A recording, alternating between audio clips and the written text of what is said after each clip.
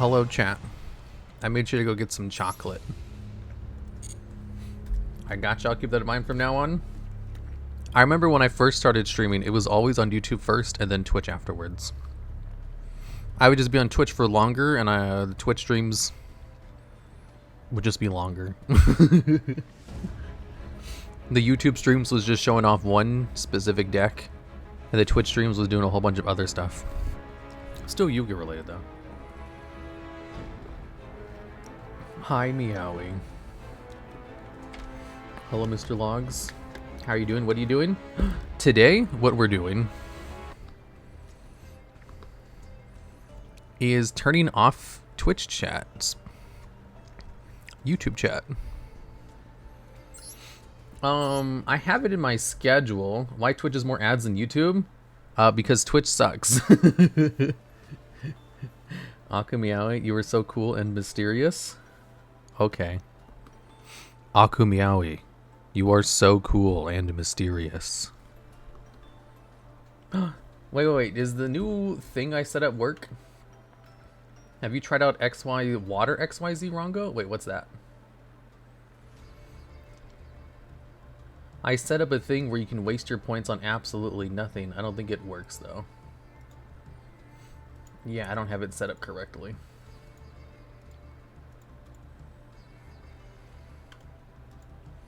It's this.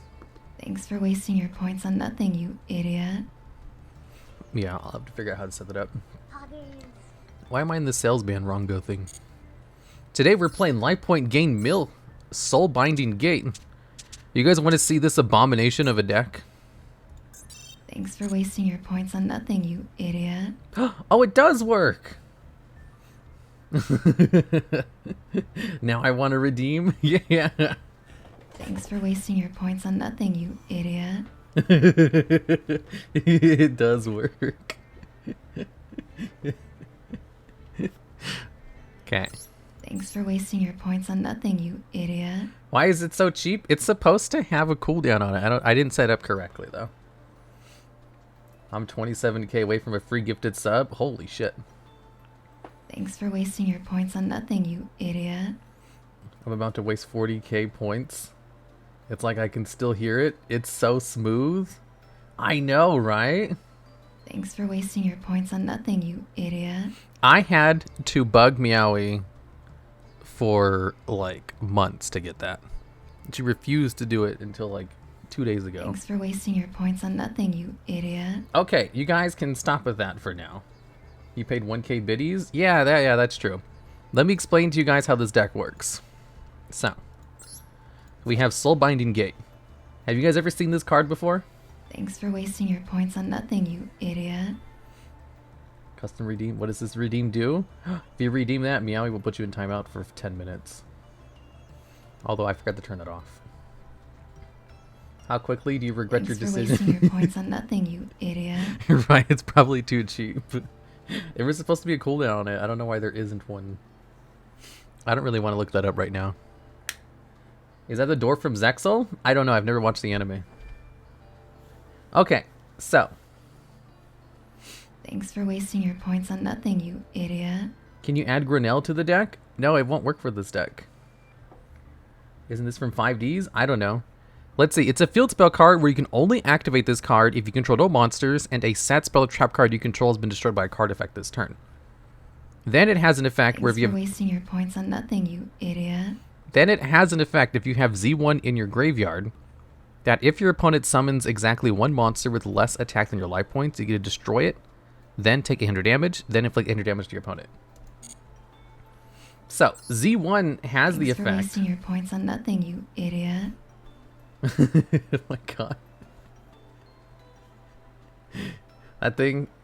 It's not that cheap. How are you guys spending so many points on it? Thanks for wasting your points on nothing, you idiot. Okay, I will increase the points on it.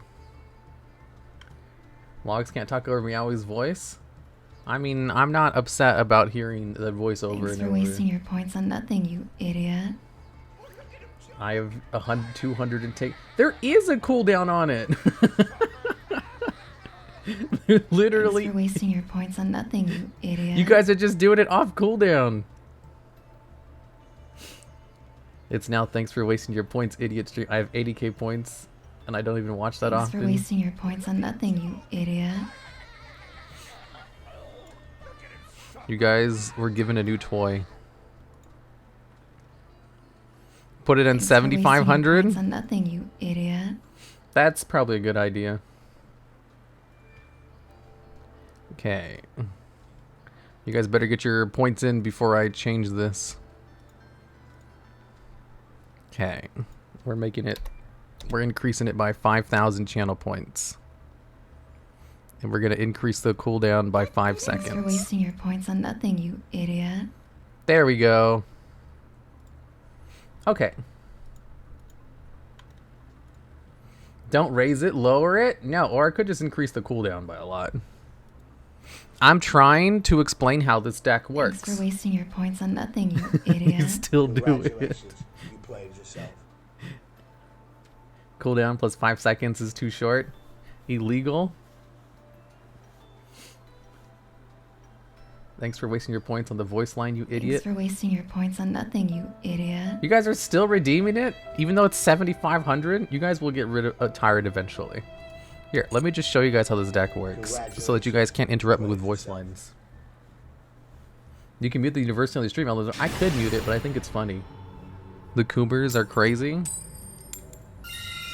It's such a good voice line. I need more voice lines from Meowie. I have so many more ideas. What is a life point gain mill deck? I gain life points and mill up my opponent. That's basically the gist of it. Thanks for wasting your points on nothing, you idiot. 0 worth all the rich people with a crap ton of channel points. Wait, what is Foolish Burial Goods in this deck for again? Oh, it's just to get Z1 in the graveyard. Max C. I could use this card, but I'm not gonna. Have Meowie ban you. Everybody waste your points. It's 15-second cooldown. You can't. You literally cannot. Okay. Alright. Then we're gonna activate Runic Droplet to have my opponent draw 1 card. Or I can just special summon a Runic monster instead. Then I'll activate Mystical Space Typhoon to destroy it, so that I can use my Soul Binding Gate. It's pronounced Zon? No, it's not. Oh crap, I need to not have a card on the field in order to activate this. Damn it, I fucked up. Thanks for wasting your points on nothing, you idiot. Doesn't Gate require set cards to be destroyed? Wait, does it specify? To activate this, you must control no monsters, and a set spell trap you control must have been destroyed by card for this turn. Oh, I couldn't have used it anyway. Fusion Destiny. Should have done the draw. That one was well timed. Oh, Maytime. Ooh, we can activate Demise of the Land. Oh wait, someone redeemed. Ooh, this card. This one's not bad too. The turn player summons exactly 1 monster, destroy it, and if you do the control of that card, special summons a mass token. Someone redeemed a Ask a Deeper Question. Do you think a parent should be strict, easygoing, or a little bit of both, and why? Do you think a parent should be strict? I think they should be easygoing. Thanks for wasting your points on nothing, you idiot. Wow, thanks for wasting your points on nothing, you idiot. A little bit of both? Yeah, I guess a little bit of both, actually. That's probably the better way to do it. Because some children be wild and out. Oh, you destroyed my card. He's gonna destroy my field spell. Easy going, but not afraid to step on the gas when needed. Thanks, you idiots. Thanks for wasting your points on nothing, you idiot. Runic Smiting Storm. And then Phoenix Enforcer comes back. Activate this to banish a card. No, I'm just gonna quit. I made a mistake. Okay, we'll try again. Pay up. Honestly, in my experience, most kids back in the day turned out best with easygoing parents.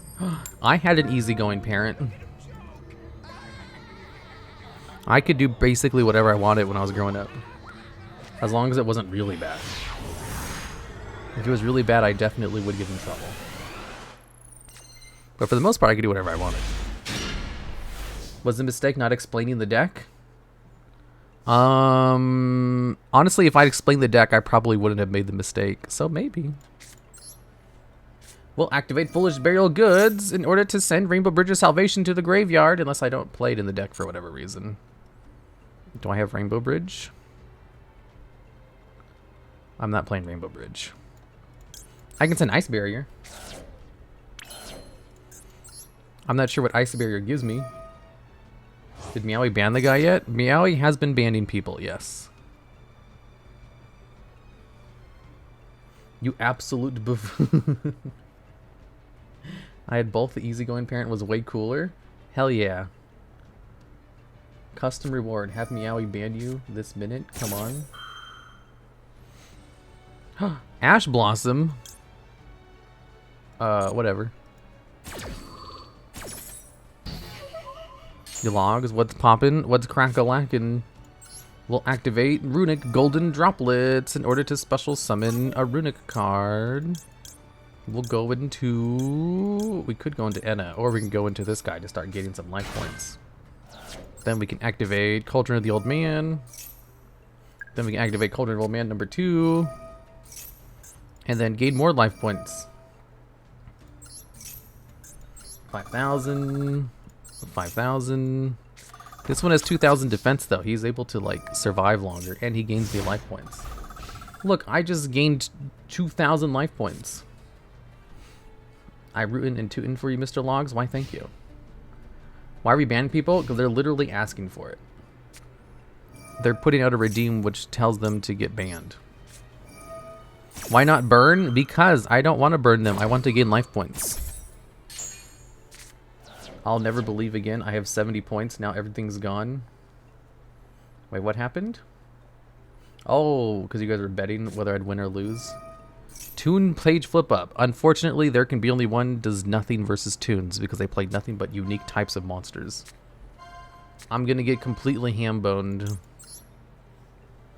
How goes Ollie's banning people? You guys literally asked for it.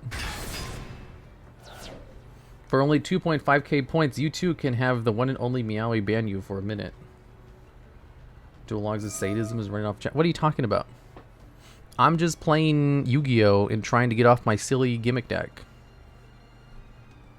Mr. Logs, what are you cooking? It's a deck, alright. I forgot to add Rainbow Bridge of Salvation to it, though. Someone remind me to add Rainbow Bridge of Salvation to this deck, otherwise I'll forget again. Imagine losing against Toon. Yeah, I'm gonna lose against this Toon player. Don't worry. Literally 1984. Toon bookmark. Uh-oh, are they gonna go into Comic Hand?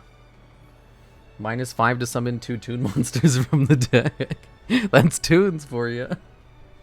Don't forget to add Rainbow Bridge. Everybody, I need you to remind me to add Rainbow Bridge of Salvation, otherwise I will forget. Oh, another Toon page flip up, huh? Not Comic Hand. Comic Hand wouldn't work anyway, because I can just negate it and destroy it. Oh, they do have Comic Hand. I can just negate it. Add Rainbow Bridge of Salvation? Why, thank you, Flow Dance. I will. Why would I redeem points when I can just say 10 giggles? //X, have you donated to Avalee anytime recently? I'll have to watch one of Avalee's streams just to see you there. Ooh, Soulbinding Gate! I'm gonna gain some more life points right now, though. 2. And 2.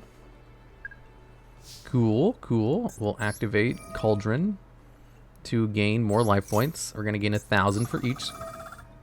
I'm gonna gain an extra 2,000 life points. I still can't use Soulbinding Gate, but I'm gonna set it anyway. How's the dating game? Ooh, let me tell you guys something. Not good. So, like, a few days ago, I was really stressed out about something. And I was working out, and I was like, oh no, I'm still incredibly stressed out. It's not working. What if I double my workout? Because usually I feel a lot better after I work out. And so I doubled my workout, and I was able to do it. And I was really sore the next day, but it just got me thinking, is like, I can do the workout if I double it? Maybe I should just have this as my new workout, you know? So I did it today, and I was like, that wasn't really that bad. The first time it was a lot. I was super sore the next day, so I took like the day off. But I just kind of doubled my workout, and now it's my new normal. And it's like, I didn't even know that, you know, because I was really tired usually after I did my workout, because I lift weights. But, oh crap, they're going to destroy my stuff. The TheDuelLogs, I was able to do it, and it wasn't that big a deal. And I was like, okay, I guess I can increase it. Wait, how come you didn't destroy that stuff? You're going to injure yourself? I made sure not to go too hardcore. There was a moment where I was like, oh no, I think I'm going a little bit too hard right now. And I didn't. I stopped myself. Are you proud of me? To activate this card, you must control the monsters, and a set spell trap you control must have been destroyed this turn. Activate Cauldron of the Old Man. What's your bench? I was like trying to max out today. Because like I don't have a spotter, so I can't like super max out. But I did go up to 160, and I was like, I can do this 4 times, which means my max is probably higher than 160, but I don't want to injure myself again. So, special summon a runic monster from the deck. Your opponent draws 1 card, then banish the top 4 cards. Let's special summon a runic monster from the deck. Go to Tinder to get a spotter. Can you lift 8 weights at the same time? I lifted 160. Logs, Facebook, dating app, you'll get 200 messages in day 1. The fuck is Filipina? Toon Terror? Oh my god, they have the Omni Negate too? Logs, have you tried to do Gate Guard and support cards? No, I haven't because they're not in Master Duel yet, but I really want to play them. They're just not in Master Duel yet. Don't worry, I'm super into the idea of those cards. Add Rainbow Bridge of Salvation and Crystal Beast if you haven't. You guys need to remind me to add Crystal Bridge of Salvation and a Crystal Beast card. Otherwise, you guys are at fault. Should I play the Shizu cards too? Wait, I thought your bench was 200 or something, much higher. Oh, I injured myself. It was 200. But then I injured myself and I took like 4 months to recover. It took me 4 months to get better. It was so long, so I'm really scared of injuring myself again. Ishizu for soulless points. I have a question. Mr. Logs, do you have any favorite streamers / content creators that aren't from your circles or produce Yu-Gi-Oh content? My favorites who aren't from my circles or produce Yu-Gi-Oh content? Rosemi Lovelock from Niji Sanji En. That's definitely my favorite. Oh, there's also this new girl I've been watching a lot. She's like a spider VTuber. And TheDuelLogs. Yeah, I like that one. What's her name? She's a spider VTuber. She only plays retro games. And she plays like retro games. And she streams at a time when like no one else does. So it's like very convenient for like when I'm recording scripts and stuff. And it's just here, I'll give you guys a link. She's a YouTube streamer. Let me see if I can find her. I was watching her today, so I know she streamed today. I should be able to find it. I just forgot her name though, because I'm bad with names. Ooh, what did I draw into? Cauldron's Old Man. Gain 500 life points for each card. And then we'll activate this card. And then we'll pass. I still have a lot of life points. Where is this girl at? I can't find her stream. And I don't remember her name at all.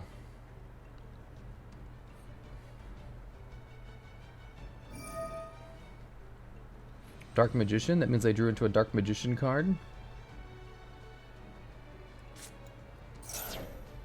There it is. Emiya channel.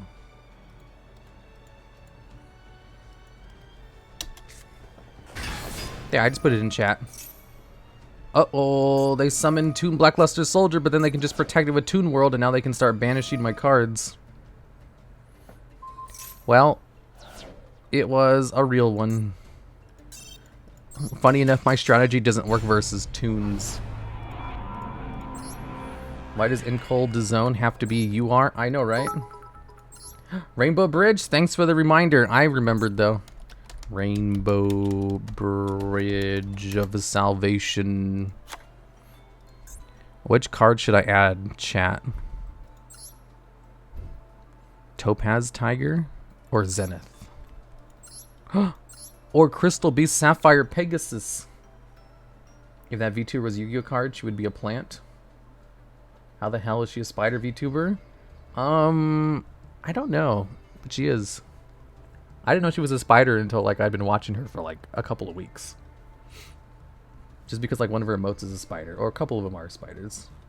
What is the win condition here? Excellent question. So what I try to do is stall up my opponent and then mill them out slowly. And then eventually I might win. Are you building Conclave Control? What's that? I don't know what that is. She has Arana in her name though. Oh, like an arachnid? Did she come from your area on the moon? Probably. I don't pay attention though. I am an original. Let's get rid of Ice Barrier. Do I even have a target for it other than Gamma Seal? I'm going to remove Gamma Seal. I'm going to remove Sanctum and Moral Touch. I'll keep Scythe. Just to have something to bring out from the deck.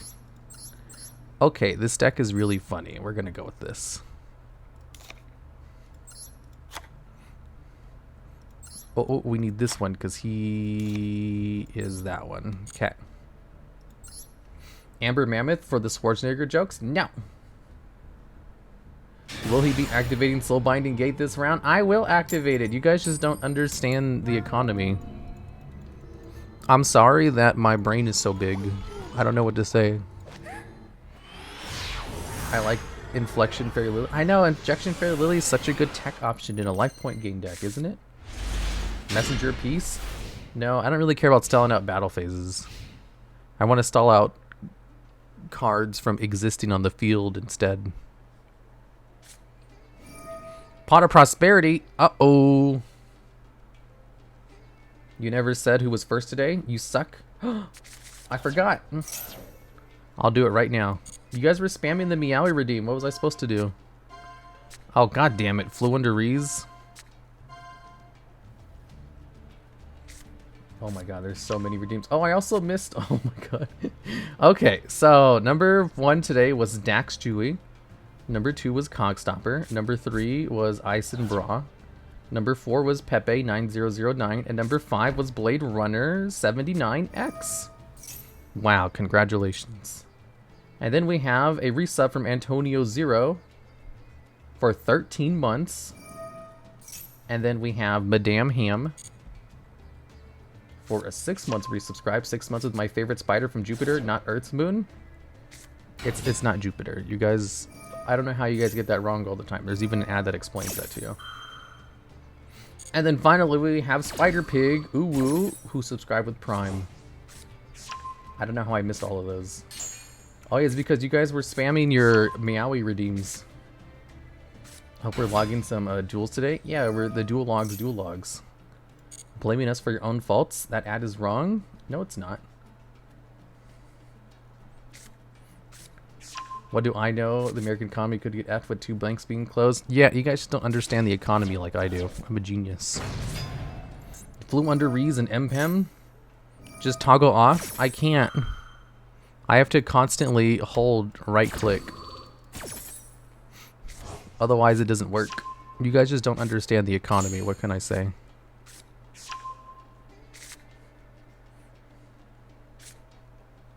Macrocosmos flew. Macrocosmos doesn't stop me. What stops me is the fact that I drew into my 1 Maxine the deck versus flew instead of something useful. I should play this card. No, I'm in gold. No one summons this many times on gold. I'm playing mobile. I don't know your pain on PC. Wait, what? TheDuelLogs is a PhD in moon economics. Did you guys see the new point redeem? Thanks for wasting your points on nothing, you idiot. I think it's pretty good. Hey, Mr. Longs, Jason, you're a VTuber. You're a true colleague right there. I know, I know. She's the only person who understands the economy. Let's see. If I summon a card, then they can summon a whole bunch of other cards from their deck. So I'm just going to activate Artifact Ignition. We're going to pop this card. Your points on nothing, you idiot. Fairy Lily? I know it's Fairy Lily. Have you guys ever seen Fairy Lily before? I wish they had a maxi triggered normal summon. What? Set Scythe to the field. Mind blown. Okay. Oh, we can activate Foolish Burial Goods. Understanding the economy in this economy. Let's see here. We need to send Rainbow Bridge to the grave. Then activate Rainbow Bridge of Salvation. Maytime. Here you go. I'll be honest with you guys. I don't like my chances versus this deck. If a player summons exactly one monster, destroy it. If they do, they control that monster special summons one mass token to their field. Ooh, okay, that'll work because I can't activate my other card this turn. Okay, and then we'll activate Cold Zone. In Cold Zone, they'll have to normal summon now if they want to avoid it. Is it called flu because of the bird flu virus? No, it's because they're called the flu underees. And flu is just the first 4 letters of it. They let it resolve. You absolute buffoon. Don't you understand the economy? Let's activate Runic Smiting Storm. Special summon a Runic card. Make a pull for what? We're going to special summon this one so that I can have some targeting protection. Oh, right. It just destroys my card. You understand the economy? Are you sure about that? Uh-oh, I forgot about that. If I summon Injection Fairy Lily, it's just going to get destroyed. If the turn player summons exactly one monster... Wait, it's only the turn player? You can only use effect once per turn? Oh, it's only once per turn? Cool. Tell me, what's the reason? As a kid, I had an awful deck about Wang Tang. And he won a lot by himself? True. Flew under Rees and the Dream. You can banish this card. If you tribute summon this card. After the normal summon one level 4 monster from your deck. Don't attack? I want to attack though. I can't believe I got ham-boned.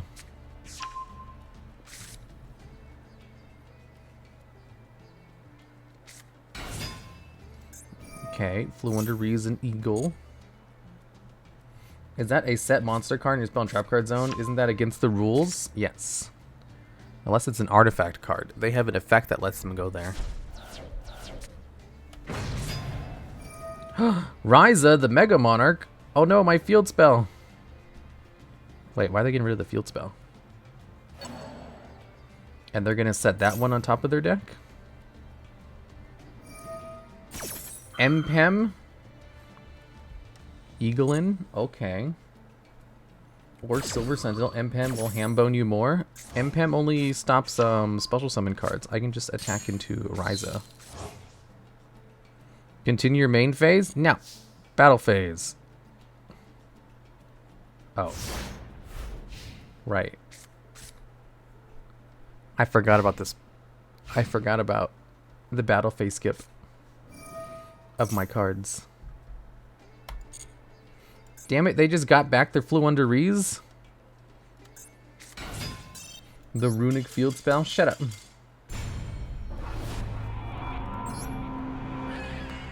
Not returning Empem to the hand. Cringe. I need to make some adjustments to this deck. Looking at this deck, I think It's probably perfect, and there's nothing I need to change. Other than maybe adding some more floodgates. There we go. Mr. Logs, any plans for a next episode of Who Wants to Be a Millennium Heir? Though I feel that Mari's episode would be heavily censored. Who Wants to Be a Millennium Heir? Mari doesn't know enough about Yu-Gi-Oh! I had Mari specifically on a game show for someone who doesn't know very much about Yu-Gi-Oh! Oh, I wonder if I can have Hina on that. Hina knows more about Yu-Gi-Oh! Than Mari does. Wow, it never occurred to me until right now. Get Miwa? Have I not had Miwa on it yet? Abominations. Add 1 Unchained card from your deck to your hand. Oh my god, I can use Ghost Sister and Spooky Dogwood to gain a whole bunch of life points. What about Gozen and Rivalry? What? Are you going to post the one you did with Coder? Yeah, that one will get posted eventually. Target 1 card you control and destroy it. Aqua Meow Millennium with the most basic questions ever. I'd add Aqua Meowie on it. Is it Axis Sisters? I don't know about that. Unchain, destroy, special summon a card from the deck. And then let me gain a whole bunch of life points. What about Luca or Maple? Yeah, those are all definitely options. You see, the big problem is that I don't want to do collabs at the moment. I have other things, and collabs take a lot of time. Well, I guess he was reading the card to make sure that he could special summon. Yay, I gained 300 life points. What about Vince? Heck no, he won't give me VIP. Only with VTubers? I tried to get on a non-VTuber, but that didn't pan out. Are you friends with Distant Coder? I wouldn't say friends. I would say the only person I'm actually friends with in this sphere is Meowie and no one else. If Rosemi offered to collab with you, would you accept? Hell yeah. Log's still holding the VIP grudge. You won't give me VIP. Oh shit, she's listening. What about Leah? What about Nova? Yes, them too, of course. Yeah. 100%. Yep.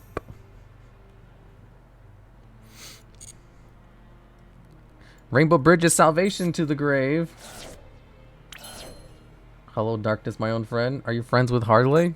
Yeah, all of them. All these people you guys are mentioning, of course. Cobalt Eagle.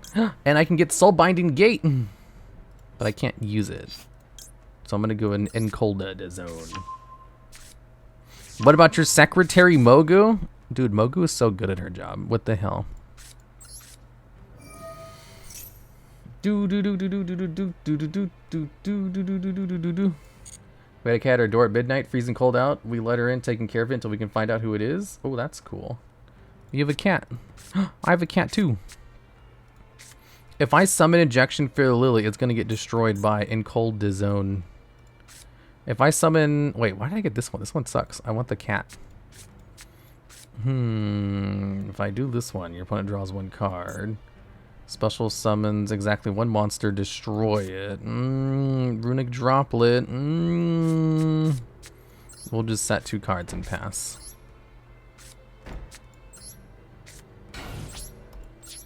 Shout out to the editors? Wait, what editors? What about one of your editors? What about another episode of WoW Millennium Heir? I found interesting in someone who knows nothing about WoW. Really? I do have it on my notes. Make a Millennium Heir video so that other people can take the quiz on their streams. But I haven't done that yet. Oh my god, this card just benefits them. It gives them a token and procs their effects. Oh my goodness gracious. Are you friends with Amaranth? I wish. If Amaranth is into Yu-Gi-Oh, tell her to hit me up. Oh no, you're plussing them for free? Yeah. How far are we from real Yu-Gi-Oh duels? 2, maybe 3 years? Yes. Are you friends with Sikuno? Saikuno? Saikuno follows a lot of VTubers in this sphere. He recently followed like Leah. She showed me like the follow notification. And I was like, oh yeah, he shows up in like Tina's chat occasionally to like sign up for her random duels. How's April Fool's video going? I think I've finally narrowed down which one I'm going to work on. And I think I want to make the video about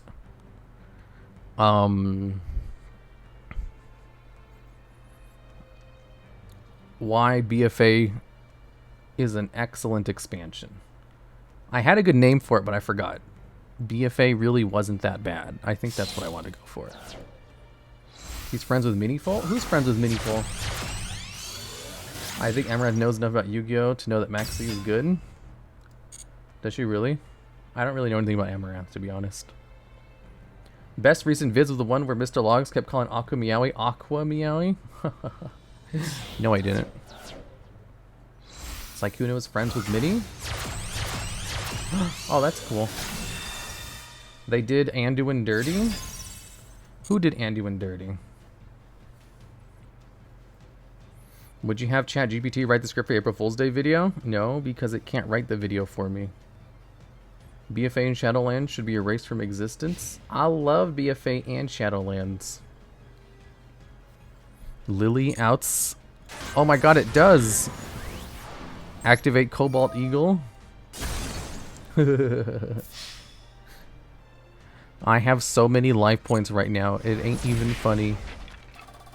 Let ChatGPT make you a deck? No. You just need to get rid of the field. I need to get rid of my own field spell. It's ham-boning me right now. Would you make a voice clone of your voice for April Fool's video? If I can figure out how to do it, I would love to do it. Who's your employee of the month of February?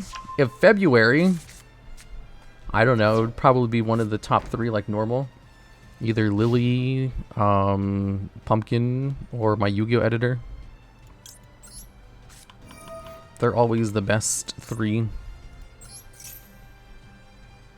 Guys, stop trying to replace them with AI. I want an AI to replace me. That would be awesome. Rip the battle phase. I don't need the battle phase. My own field spell card ham-bones me. The AI logs. They're gonna max C me right now. Oh my goodness gracious. What about Mogu? Oh my god, Mogu's really good too. I love Mogu. Gain some life points. Hell yeah. Vlogs explain how we need a better Maxi. We have a better Maxi. It's called Ghost Sister and Spooky Dogwood. Look, I gain 1,000 life points. Metaverse. Anyone who plays Exo Sisters is cool in my deck. I know, right? If I normal summon Injection Fairy Lily, then it's gonna get destroyed and summon a token. I don't want to do that. A card is your employee of the month. Ancient Fairy Lily is very good. True. Remove your own field spell? No. When did Hirumaredex decide to make a channel for Yu-Gi-Oh? Like 6 months after I started YouTube. Because I used to post both the videos to the same channel. And then I found out that people were only watching one of the other and not both. So I was like, well, if that's the case, might as well split it on its own channel. And the WoW stuff was more popular, so I decided to split off the Yu-Gi-Oh stuff on its own channel. Which is crazy, because now it's the other way around. Wasn't Mogu a mod at one point? Mogu doesn't watch the streams. So, probably not. I think she's VIP. Card of the week, Injection Fairy Lily? That's a good idea. Let me set that up. Injection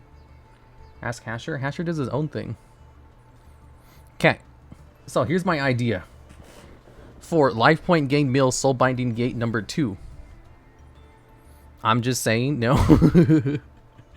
I'll ask Meow if she wants to do a collab with me just so I can rub it in if she says yes.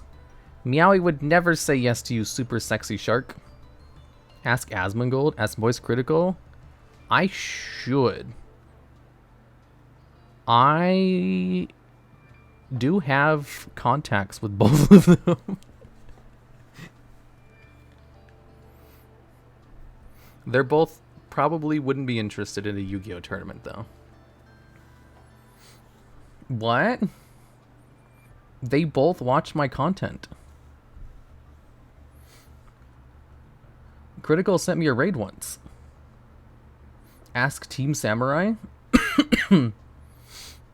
I don't know if I've ever talked to him before.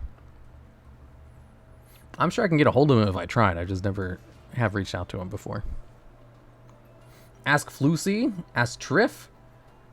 You guys are distracting me. Stop naming people so I can do my deck. So Asman reacted to web videos and I was like, wow, this guy sounds like Mr. Logs. He's reacted to like 1 million of my videos. Ask the Dex Logs. Oh my goodness gracious. Ask Saikuno. Oh my goodness gracious. Ask me so I can turn you down as well. No. Yes, but I'm socially awkward and shy about my voice. Sucks to be you. Thanks for the prime sub, Sunny Top Cut Podcast. Ask the ghost who's already a regular member. You guys want to see something cool? Look. Look.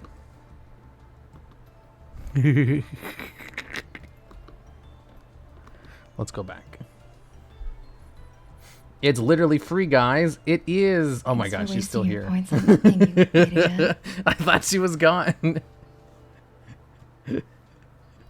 Yeah, you're right. The Prime is literally free. The problem is most people don't like have Twitch Prime though, or they give it on to like their favorite streamers instead. Ain't no way. Ain't no way you're a real fan unless you're a tier 3 sub. Am I right, fellow gamers? Just play Labyrinth? No. I don't have Prime. Yeah, I don't really have Prime either. How did you make the Meowie pillow? Shut up. I'm making that a redeem. Wait, what's a redeem? Logs, you should ask Slugma. Slugma nuts. 65 card deck. You guys keep distracting me. Sacred Beast Life Point Game Mill? Okay, let me explain to you guys how this deck works. Since you guys obviously don't understand how this deck works. I don't really understand how this deck works, but it does. Let me explain to you guys how this deck works real quick. Then you guys will understand how this deck works. We need Topaz Tiger. No, wait. If we're going to play Crystal Beast cards, what we can play is double Sapphire Pegasus and a Zenith. Then we can play triple Bridge of Salvation. We can get rid of this card. We can get rid of some of the runic cards. We don't really need MST. No, we do need MST. We also need Artifact Ignition. I don't know how it works. Let me explain this. I do know how it works. Wait, what was that? Can you ask one place Loggy with EE, the channel ban list? Replace Cobalt Eagle? Wait, do I still have Cobalt Eagle in here? I thought I removed it. Yeah, it's gone. Don't you want to play a different Crystal Beast? With the channel ban list? Wait, what? 500%? Alchemy, can I ask if you're the one who placed Loggy with IE on the channel ban list? 500%? Oh, yeah. I think the only person who's banned words on this channel has been Meowie. More logs, X Meowie hints? No. Shut up. This would hurt his feelings? Wait, what? Meowie, would you do a collab with me? So I can say you said yes, but not this would hurt his feelings? Meowie, if you do a Yu-Gi-Oh collab with someone else first besides me, I will be butthurt for no less than 2 weeks.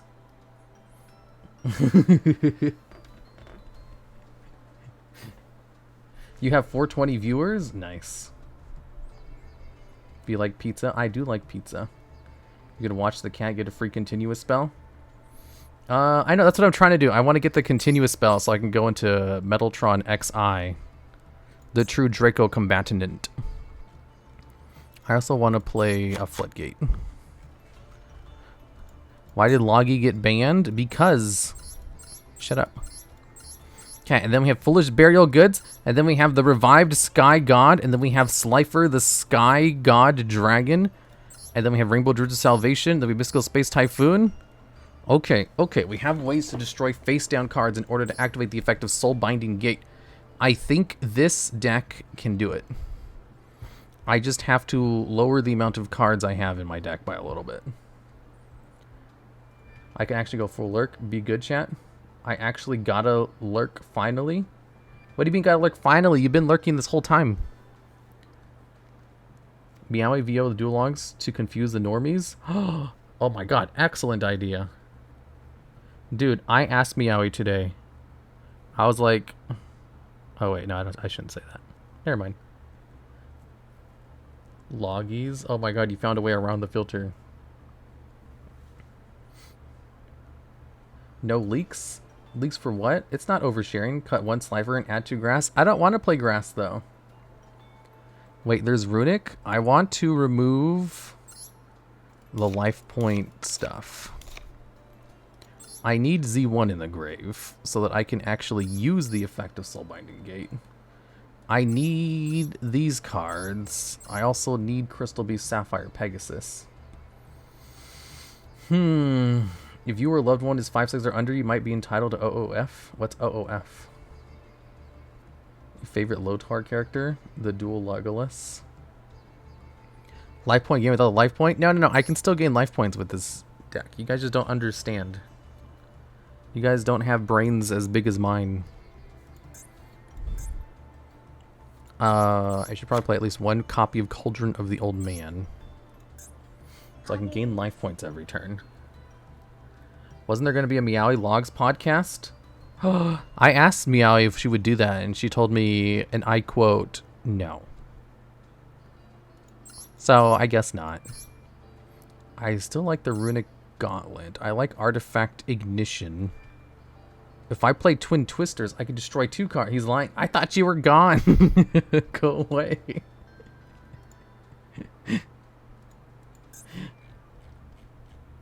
Let's see here. Twin Twisters. The Meowie Logs podcast is just the recent stream. Oh, yeah. Uh-oh, did you say the L word? They also Watchdog can grab continuous spells. The Watchdog. Well, I only have a continuous spell because Z1 can grab me one from the graveyard. I don't really need it. I'm going to get rid of Encold Zone because that's a crutch that I don't need. My bad. Let's see. The Revived Sky God. We have Rainbow Bridge of Salvation. If there are 2 or more different monster types amongst level 10 or higher monsters in the field, shuffle all cards except this one in both players' hands in the field into the deck. Wait. If there are 2 or more different monster types among the level 10 or higher monsters on the field, shuffle all cards except this one from both players' hands, fields, and graveyards into the deck. Then each player draws 5 cards. Oh, I can activate this. Log, you should know Meowie's never really gone. Meowie doesn't like Yu-Gi-Oh! I'm honestly surprised that she's ever in chat at all. Artifact Scythe. I can get rid of Scythe and Ignition. And then just play Twin Twisters to destroy 2 things on the field. Or I can play Double Cyclone. Ooh, that's like a going second card though. So much URSRs for free-to-play gamers. This deck is so cheap though, anyone can play it. You just have to get rid of Card Destruction. No wait, Card Destruction procs like all my cards. I should keep it in. We have Terraforming. We have Foolish Burial Goods to get all these cards in the graveyard. We have Exchange of the Spirits. We have Gravekeeper's Trap. We have 3 Metaltrons. Batch generate cards that you don't own. We need some rank 4s. What are the best rank 4s in the game, chat? XYZ, rank 4s. Oh, I know what the best rank 4s in the game are. It is Time Thief Redoer. It is the Zodiac.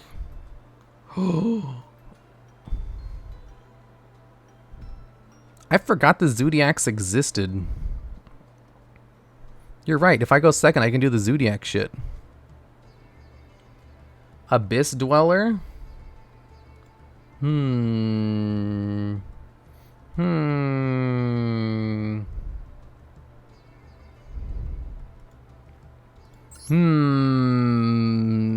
You guys are distracting me. Shut up. Let's get rid of one of these and one of these. Let's get rid of this card. We can get rid of this one and this one and this one. I like BLS. I like these ones. The Dweller, Fairy Cheer Girl. I could go into Fairy Cheer Girl. No, I want Chidori. I can't find it though. Oh, there it is. Chidori, and then we can go into Zodiac. Which one requires 2 of them? So you go into Chakanane, these ones, this one, and then that one, and then you end on Zeus. Oh my god, it's brilliant. Oh man, my nose is itchy. Crazy Box, shut up. Okay, so this is the deck. It's 54 cards. But that's because that is the ratios I need for the deck to work. Chidori needs wind monsters, by the way. I know. That's what the Sapphire Pegasus are for. What you do is you summon Sapphire Pegasus, use Pegasus to set Zenith, and then you use Zenith in the field spell zone, in the spell and trap card zone, in order to special summon a second Pegasus from the deck. And then you use those 2 to go into Chidori. It's a 1-card Chidori. Don't you guys understand the economy? Ooh. Ooh. Ooh, look at this hand. Ex's sister Martha. Ooh. Always question the duel logs. Rip no Tornado Dragon. Tornado Dragon. Oh my god, Tornado Dragon would be so good in this deck. Why didn't you guys tell me to add Tornado Dragon? Add an Ex's sister monster from your deck to your hand. There's a generic rank up magic card that works with any XYZ monster? No. What is the crappy hand? Only skill carries you? Yeah, skill drain is gonna carry me so hard right now. Don't you have Tornado Dragon in hand? No. I didn't add Tornado Dragon because nobody told me to add Tornado Dragon. Rip this deck. They're gonna get so ham-boned with all of these skill drains. Get banished? They can't banish me. They can only banish monsters, right? Target 1 card your opponent controls or in the graveyard? Oh no, it's a card. I told you to add it? Well, there was too much in chat. It was too fast. You should add Tornado Dragon. Shut up. Uh-oh. They're going into Magnifica. Oh no, he will go into Zeus. They can't go into Zeus on turn 1. Holy shit. What was this hand they opened? Do do do do do do do do do do. Okay, well, that sucks.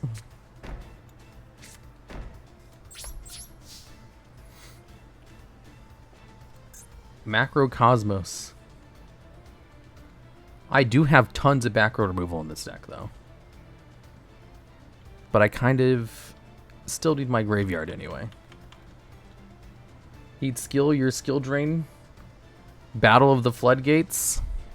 I just need him to pass without banishing my cards and we'll be good to go. I'm guessing Pax, Vadis, Imperm, and banish all traps face down. Do you have Duster? I don't have Duster, but I do have Twin Twisters and MST. I just didn't draw into any of them. You banished the wrong card, you idiot.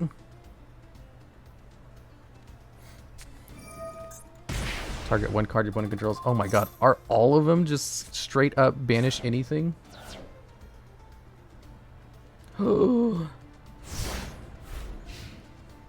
The ad lags. The ads play once every like half hour. Does it macro conflict with Exorcers? I'm missing something here? No. Quick effect. Target one card your opponent controls and banish it. Or we can activate skill drain. You hit the first skill drain, but what about the second one? If you had Imperial Degree, I think the card stops traps and spells. No. Although now they have a 2800 attack monster on the board. Cold Wave doesn't work, finally, after 50 special summons. This deck will work. I just ran against a very unfortunate counter. Crap. I can't use this. Discard one other fairy monster from your hand. Am I winning? Of course I'm winning. All I do is win. I wake up in the morning, I eat winning breakfast cereal.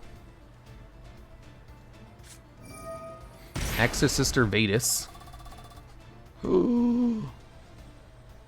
The Brick Lags. Oh, I've lost. Their opening hand was too good, and I don't have drawn into any of my anti-floodgates.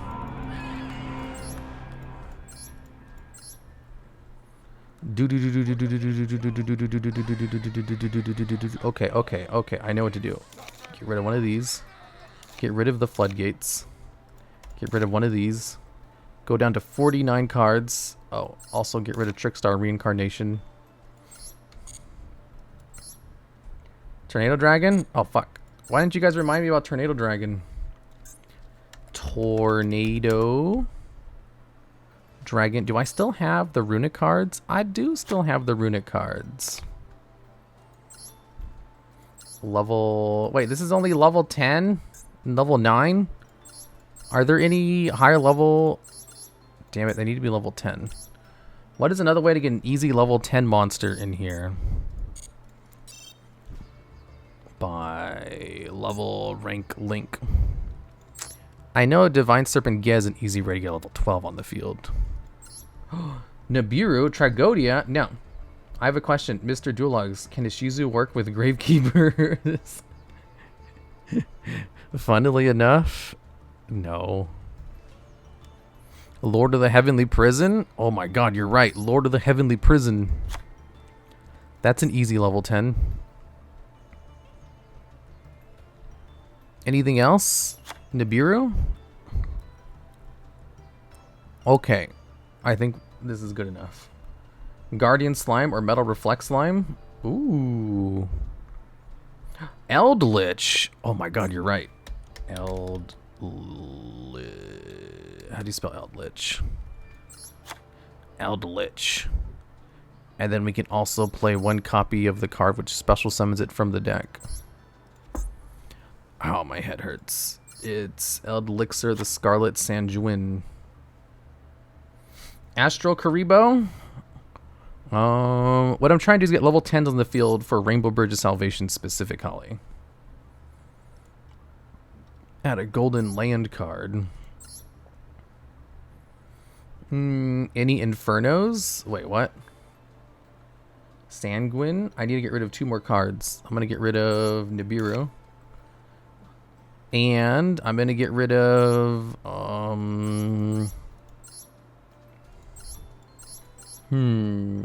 Astral Karibo. No, I need to get rid of 1 more card. Exodus? No, I don't want to go into Exodus. Jizikuru? Oh, the Kaijus. You're right. Jizikuru is level 10. Okay, crap. I need to go down cards. Let's go down this card, and we'll go down an MST. There, now we're at 50 cards.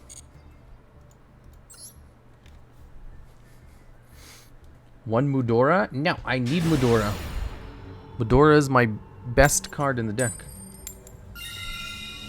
First to go. I need to go down to 50 cards. Ideally, I want to go down to 40 cards, but I don't know how to get rid of 10 more cards. Ooh. I thought Kelbeck was the best. Kelbeck? They're all good. We'll activate Keldo to get this card in the graveyard. And then special summon Keldo. They're going to activate Max C with their 60 card deck. Just play 60 cards with dangers? No. Select a card to add from your deck to your hand. Ooh, I can add Gravekeeper's Trap. Or I can add Kelbeck. And then activate Yugioh in the graveyard to mill a whole bunch of cards. Yugioh mills the most. Yep, I love Yugioh. Yugioh is my best friend. Rainbow Bridge's Salvation.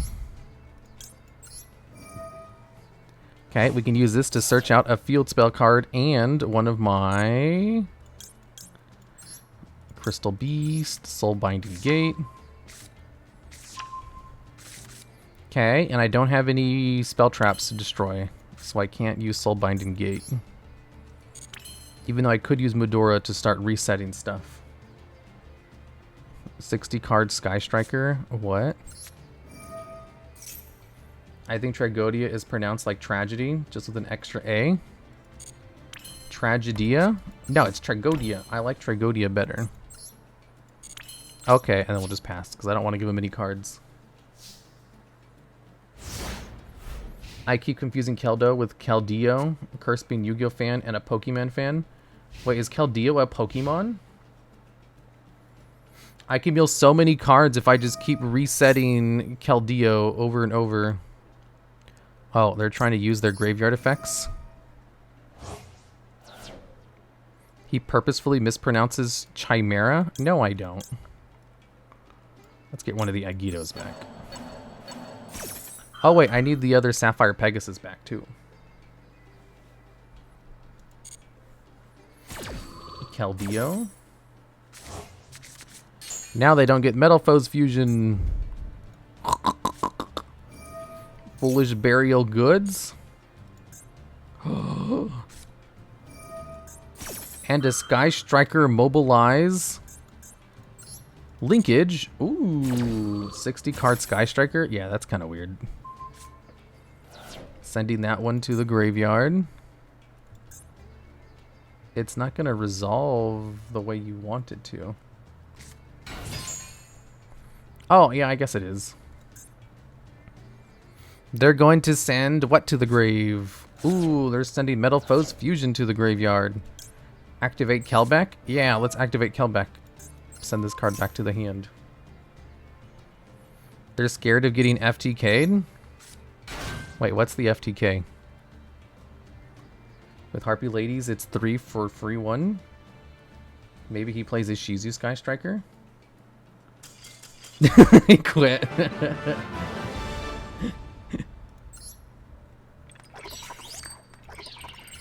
That's funny. Bruh. He doesn't understand. Check his deck? Wait, 1 second. I should play the level 4 with all the level 4s I'm playing. Okay, let's check his deck. He's playing 60 card Sky Striker. Which is a whole bunch of hand traps for no reason. I need water.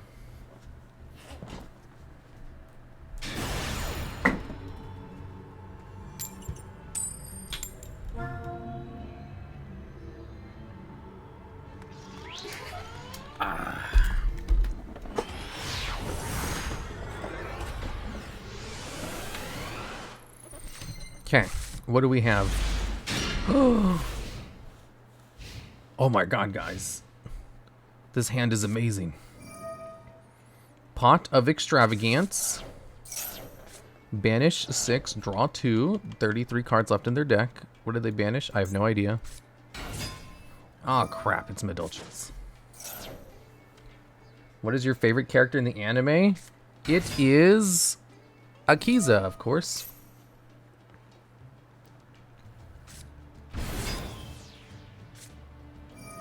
Do you have your setup in the kitchen? That was some quick Aku. What? Aqua? Oh, water? No, I just have a mini fridge, which only has water bottles. Merum? What? You meant from the Yu-Gi-Oh anime, right? If you mean just like anime in general, then yeah, it's Merum-sama from Hunter x Hunter. Dude, I love Merum-sama. That was the name of my character when I was playing Final Fantasy XIV. I named my character Merum-sama. Because the 8 possible directions of links? Wait, what? You know, why did Konami ever bother making 8 link total markers for link monsters when they never get anything higher than link 5? They have a link 6. I think. There's a link 6, right? Museum. Merum. I know, I love Merum. Sherry is better than Akiza. I don't know who Sherry is. The green chess nerd? Yeah, the chess nerd. Arrival is 6. There's 2 link 6s. Merum is Cell at home? Dude. He was copied from Cell, sure. But Cell wishes he was half as interesting as Merum-sama.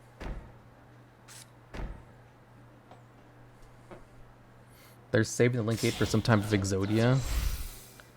Damn, they're really popping off right now. Chateau. Whoa, return all those cards back. Activate ticket to special summon another card from the hand. Flip Chateau, what are you doing? Cell was a trash DBZ villain. Cell is a great villain. You guys are just dumb. What can I say? Merum wishes he was half as perfect as Cell. What? You like being dumb? Good. DBZ is boring. I mean, if you watch it like after watch a bunch of anime, probably. If it's like one of the first anime you watch, it's pretty great. As long as you're like a young child, you know? A bridge cell's funny? Yeah, a bridge cell's pretty good.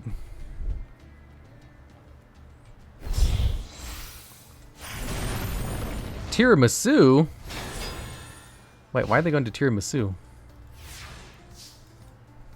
Wow, look at all those back row cards. I'm gonna pull what's called a pro gamer move. Did he make Tiramisu turn 1? He sure did. That one and that one. The fake Medolce player. Oh, there it is. Returning 1 card. Activate the effect of another card. Sure, whatever.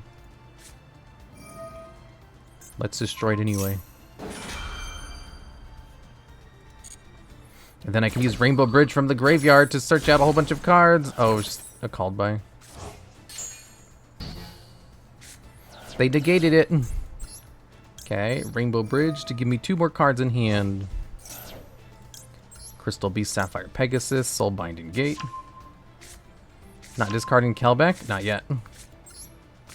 Kelbeck is next. Ooh, activate Kelbeck in the graveyard. Yes, please.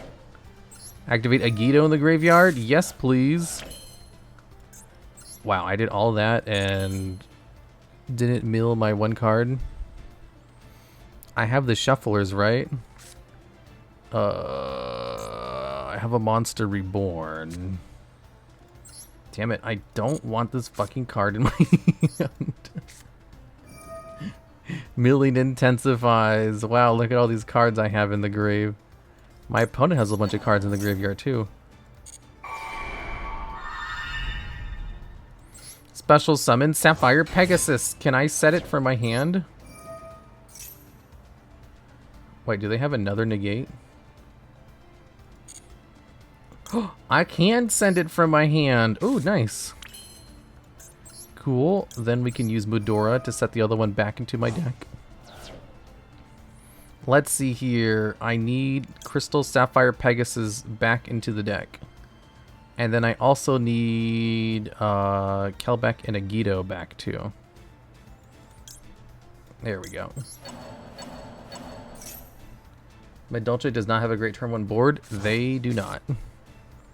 Okay, and then if this card... When an attack is declared, special summon this card. You can banish this card, treat it as a continuous spell, special summon one level 4 lower crystal beast monster from your deck, but negate its effects. And if you do, add an ultimate crystal monster from your deck to your hand. Oh god damn it! I need to play crystal ultimate crystal monster. Okay, well, shit, that sucks. I made a mistake. I forgot about that other part of the effect. Set it to the field? Yeah, might as well. Time for Sudoku? Yeah, I lost. You need to add another Garnet? True, I do need another Garnet.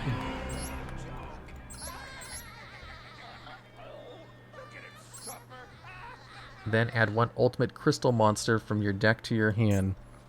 What is a good ultimate crystal monster? Like Rainbow Dragon? Isn't there a really good card? You activate the Rainbow Dragon to your main phase. Normal summon one Crystal Beast monster in addition to your normal summoner set.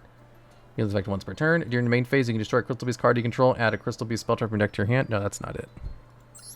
Is it this one? Awakening? Reveal one ultimate crystal monster in your hand. Then activate one of these effects. If you control an ultimate crystal monster, you can activate one or two of these effects in sequence. Take a Rainbow Bridge card or Rainbow Retraction. Spell summon a Crystal Beast monster from your hand, deck, graveyard, or spell and trap card zone. Ooh, where's the life point gain mill?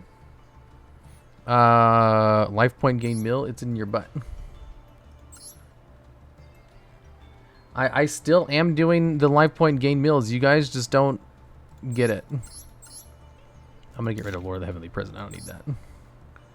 Okay. Should I play another copy of Crystal Beast Sapphire Pegasus? I think I should play another copy of Crystal Beast Sapphire Pegasus. Kind of surprised there's no AFD version. What?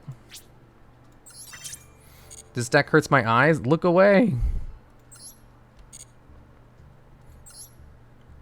3 Sliffers? I need to get Slifer in the graveyard.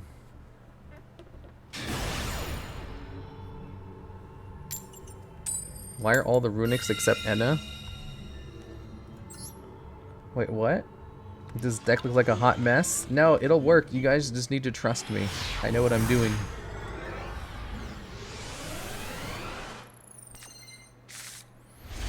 What part of this deck mills? Yugioh mills.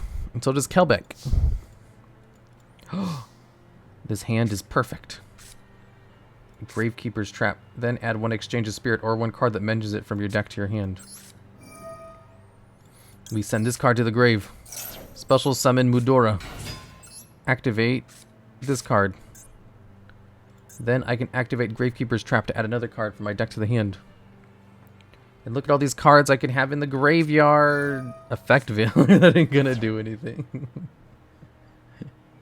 What are your thoughts on the Drytron Ursarik cards? What? I don't know.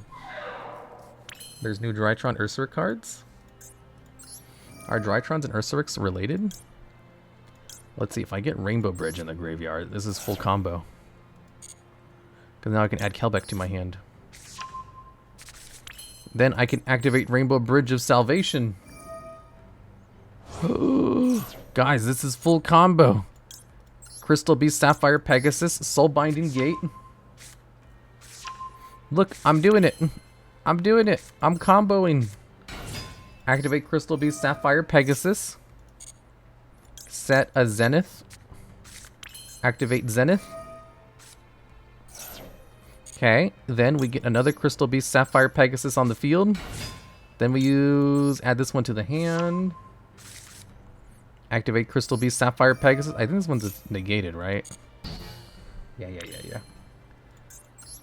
You're doing it. I know, I'm doing it. You guys didn't think I'd be able to do it. And then I have Tornado Dragon, but I need to have no cards on the field. And then I have Chidori. You're popping off? Why, thank you. How do I get my cards off the field? I can go into Time Thief Redoer to get my cards off the field, but I don't have a way to destroy my cards. So I'm just going to Nibiru. Why do you guys keep saying Nibiru?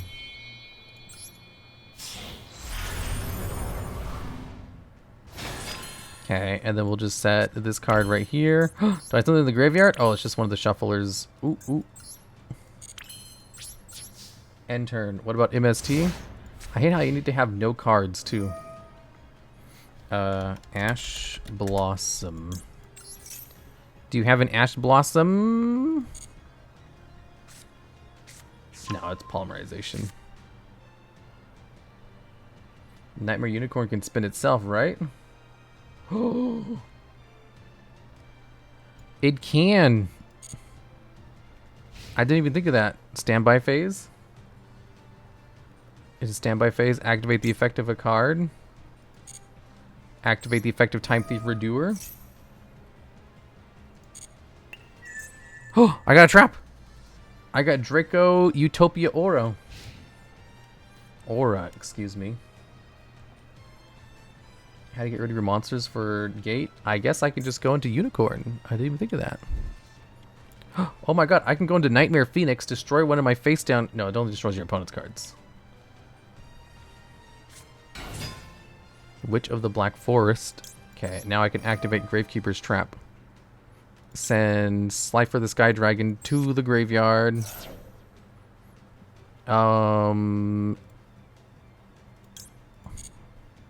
Select a card to add from your deck to your hand. Are any of these effects... No, don't quit!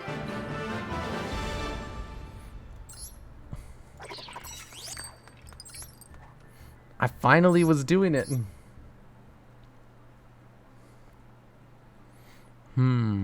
Beat Cop. Beat Cop can do it, right? Tribute one monster, then target one face of card on the field. You can only inspect once per turn. But it has to be 2 dark monsters for that to work.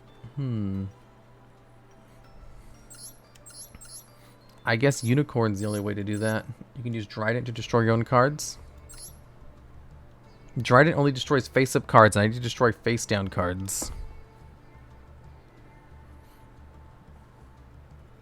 That's how I felt when I was doing zombie Ishizu stuff. In Soul Day. They got intimidated? Yeah, it looks like it. Barone, Galaxy Cyclone, Dark Hole. Dark Hole would work. But then I'd have to draw into another card in order to do that. DPE? Ooh, that could work. Go absolutely degenerate. DPE could enable the entire engine by itself. Heavy Storm. Destiny. Oh, I guess I didn't spell it right. Destiny. We have 1 DPE. 2 Malicious. And then Denier. And then we rely on the Shufflers to get the card in the graveyard. Fusion Destiny. And then Verte. Destiny Hero, Verte Enjoyer. Where's Verte at? Verte's still legal, right?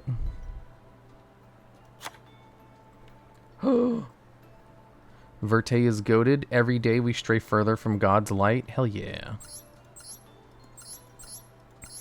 Do you think God is afraid of what he's created?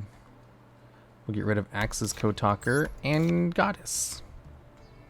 We have 58 cards, so that means we can add 2 more in order to get it at the max level. We'll just add Grass, because that's at 2. Okay, there we go. DPE, I can put the DPE cards back in my deck with the Shufflers.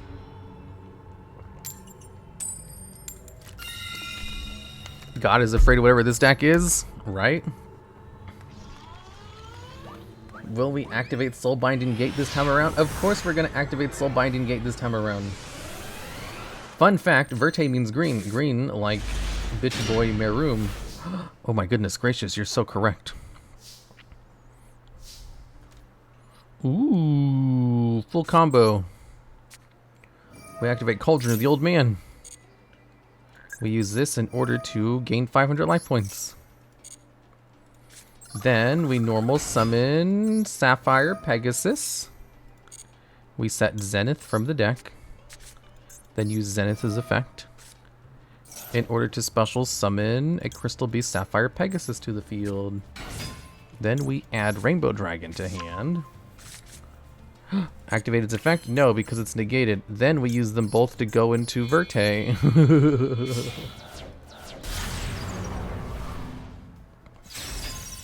Then we use Verte in order to go into DPE. That one from the deck and this one from the deck. What is he cooking? Oh wait, I should have used the one in my hand. Okie dokie, and then we set this card and pass. Is Triple Tactics Talents good? Yeah, it's really good. Why is it called Zenith? That's its name in Japanese. I don't like its normal name. The heavy carry?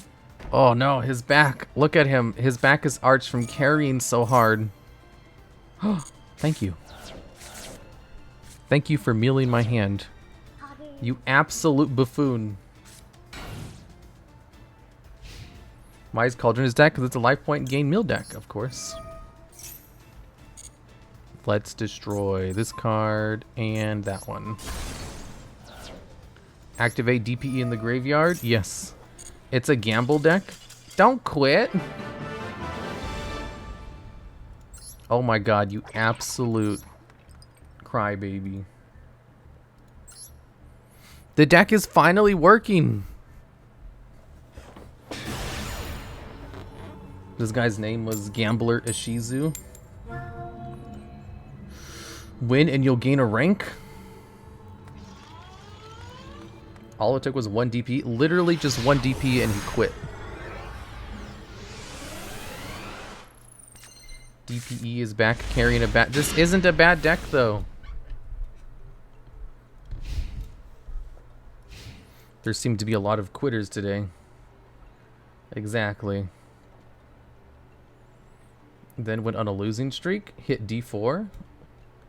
Diamond 4 and then went on a losing streak. That sounds like me. Wait, why do they have everything customized except for their field? Did you guys know the background music is based on your opponent's... Oh wait, I forgot to turn... No, I did turn it up. Back to normal, bet this round. DP always carries the bad decks. Yeah, DP is my best friend. Okay, come on. Set 3 pass. Ooh, Keldo. I can't use it though. Because I have to discard specifically an Earth Fairy monster to use its effect. So instead, we'll just activate Cauldron of the Old Man. And then gain 500 life points. Okay, then we can normal summon Keldo. And then activate Runic Golden Droplets. Special summon a level 4 Runic monster. And then we use both of them to go into Chuckanane. Yeah. Then we use them to go into Borbo. Just in case they summon... Oh, wait. Then we use them to go into this. I can't go into the battle phase this turn. Zeus Gaming? No, I don't have a battle phase. Tiger Mortar. Then we go into Trident.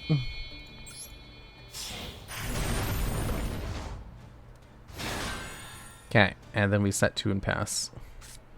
Oh, I forgot to enter the battle phase. Shit.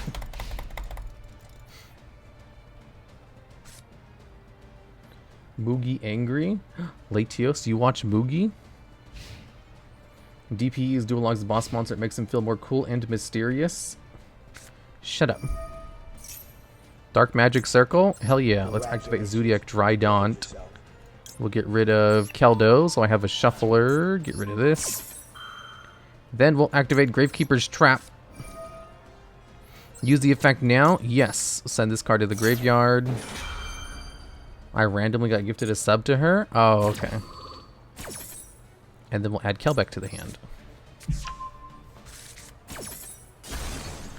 I used up my 1 pop for the turn. They probably had nothing else, hopefully?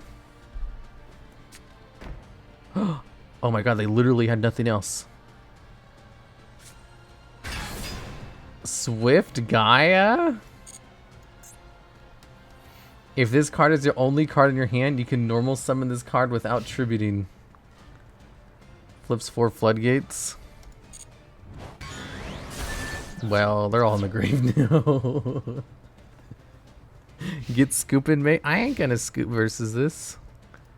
That's hilarious. RP deck detected? Yeah, literally. Cauldron of the Old Man. I get to gain more life points. First things first, gain life points. I forgot to enter the battle phase, so I don't have a battle phase this turn. Then we activate Gravekeeper's Trap. Send Kelbeck to the grave. And then we'll add Budora. Activate Kelbeck in the graveyard.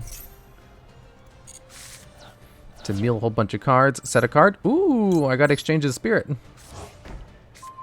Oh crap, I thought I had something other than that. Then I can use this to special summon another card, but I don't want to do that. Instead, we'll do Medora. Send a Yugioh to the graveyard.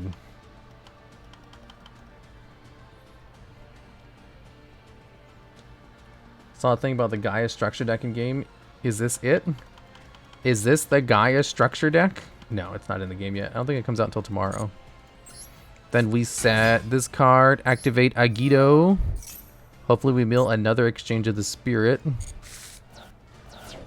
Did we get another one? How many cards do they have? 11 in the grave. I have 20 in the graveyard.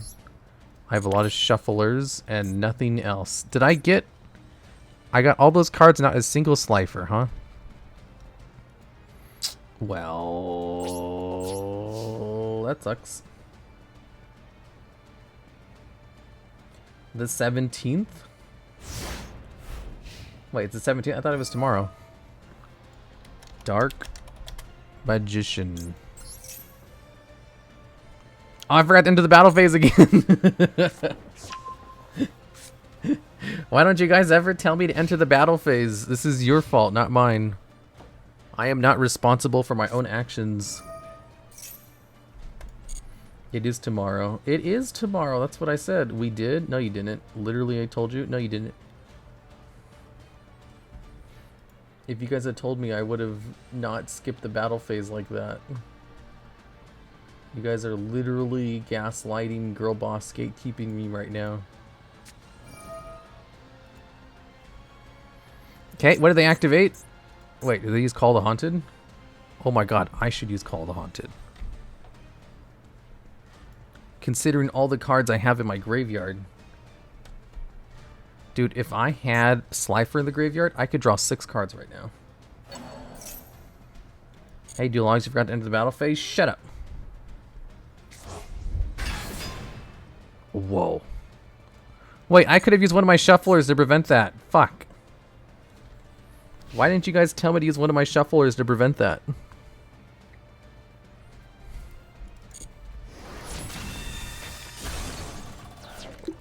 Actually using Exchange of Spirits? I plan on it. Once he gets 5 more cards in the graveyard. I literally said that? Mm-hmm. Mm-hmm. We can't tell you everything. Mm-hmm. That's what they all say. We have a Sapphire Pegasus in the graveyard. We have a Zenith in the graveyard.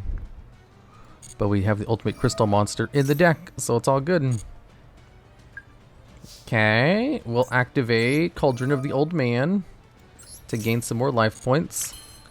Then we'll normal summon Crystal Beast Sapphire Pegasus in order to set a Zenith from the graveyard.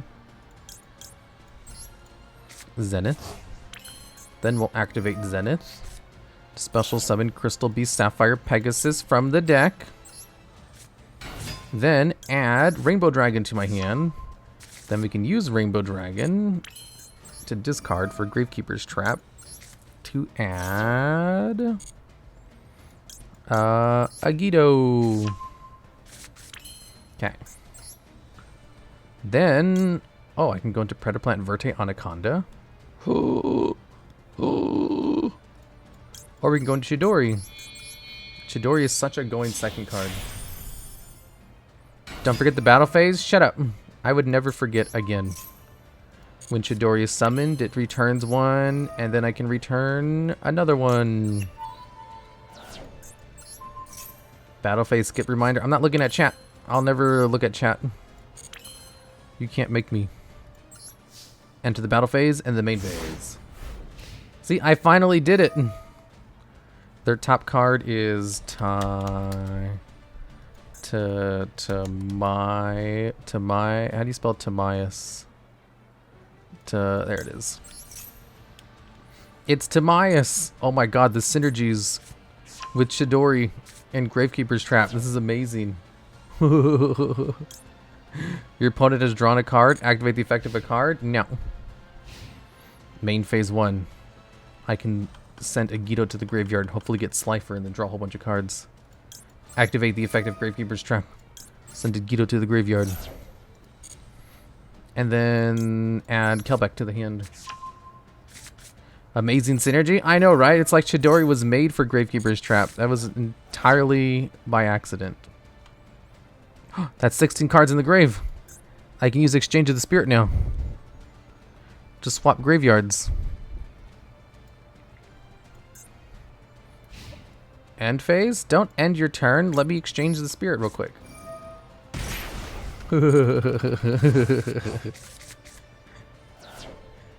Our graveyards are swapped. I have 32 cards in the graveyard now. Your opponent is about to activate. Would you like to activate one of these million cards? I finally have a Slifer because all 3 of them were in the deck. God damn, look at all those cards I just drew. That's a thick, juicy graveyard, and he just milled 6 cards. It's working? I know, it's finally working. I can finally mill my opponent. And then if I just get a Yugioh in the grave, that's a 10-card mill. Soul Servant? Go for it. What just happened? Oh, I just milled his entire deck. Now he has 15 cards left, and I can mill the rest of them with a Yugioh because he mills 10 cards. I thought we wanted to win via the exchange. No, you can't win with the Exchange of Spirit anymore. They eroded the card, so there has to be 15 cards in both players' graveyards to use it. They're attacking with Swift Gaia, the Fierce Knight. I credit this win to Soulbinding Gate. Shut up. Shut the hell up.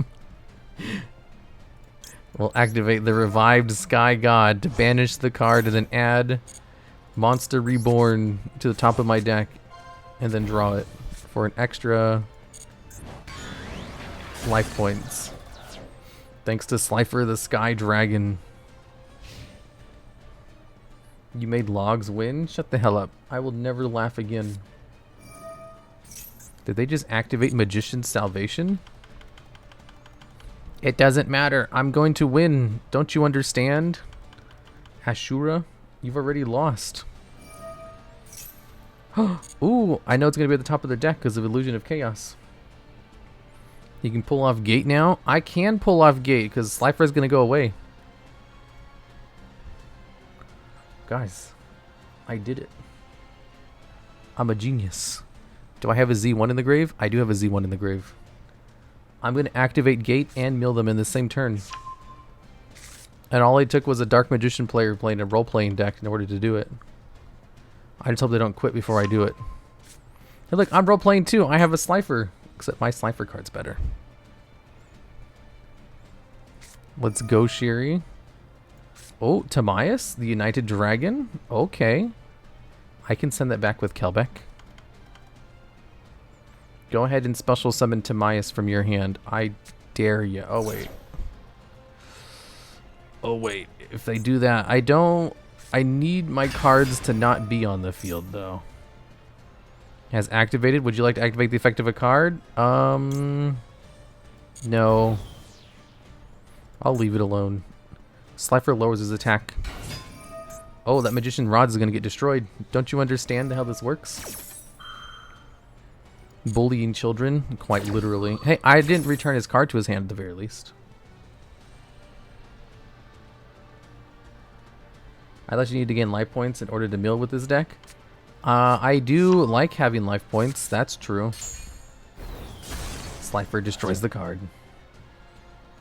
Oh wait, Slifer also does what Megate is trying to do as well. The Soul Binding Gate. 7,000 attack monster. Yeah, he's super beefy right now because I have so many cards in my hand.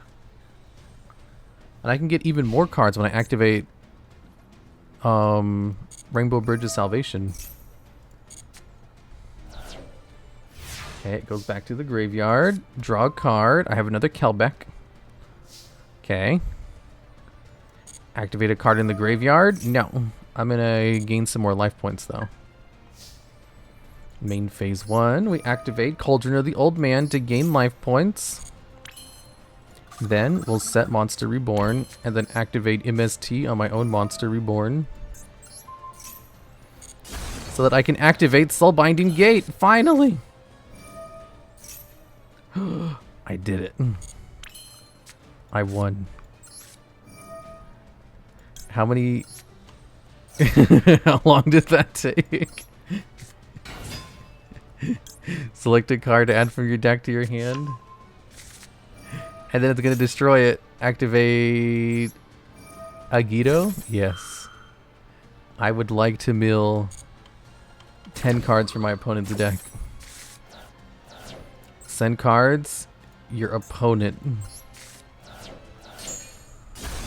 Soulbinding Gate.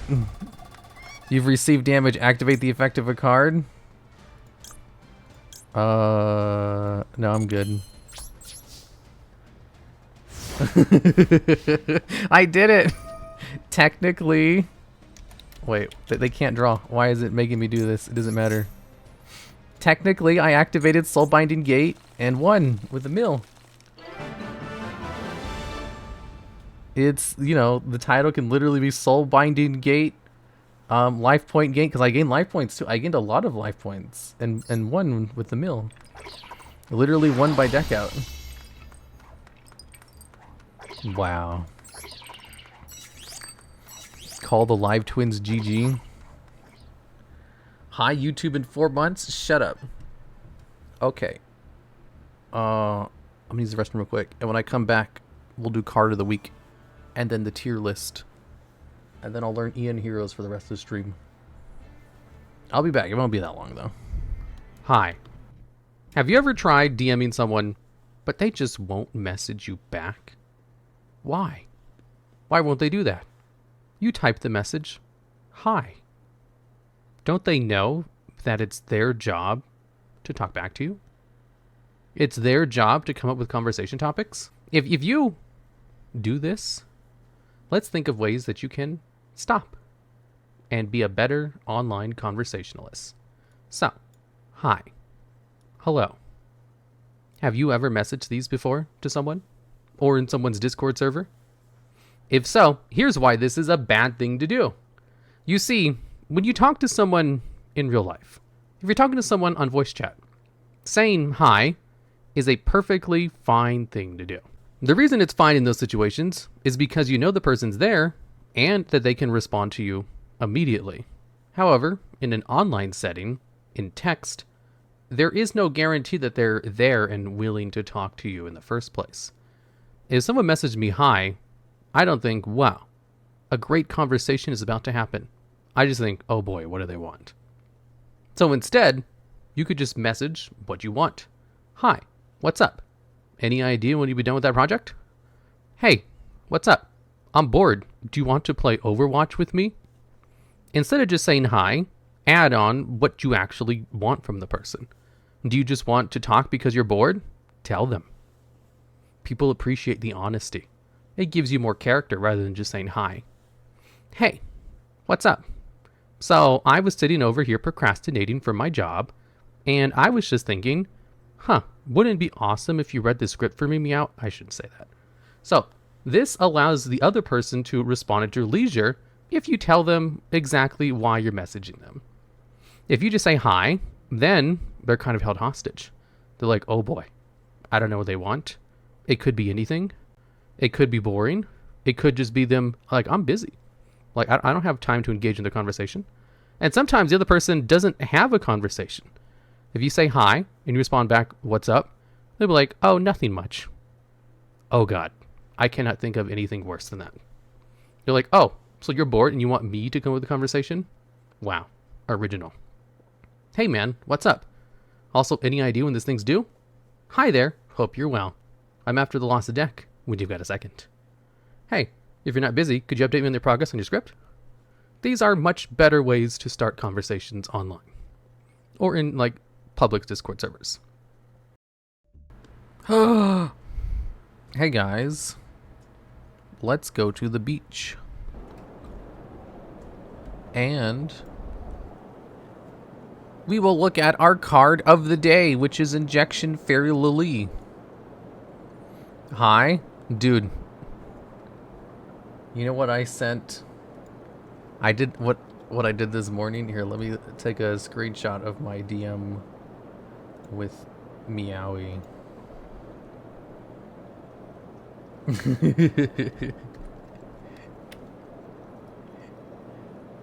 I don't think she'll mind if I show this. I don't know how to get here. If I go to local disk. Ow, my head kind of hurts. Do do do do do do do do do do do do do do do do. Images.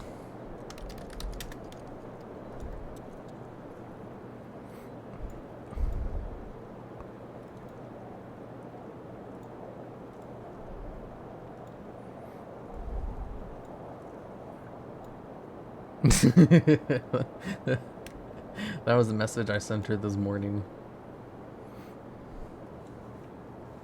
The background makes me dizzy? That's because we're in the middle of the ocean. It's a tsunami. Loggy, please, phone. Well, it was a spelling mistake. Okay, chat. Are you ready for the card of the week?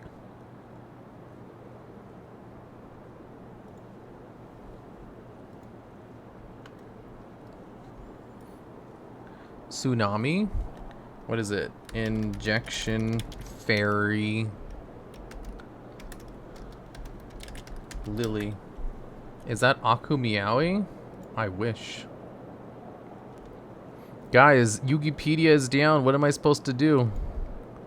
I have to go to Yugi Wikia.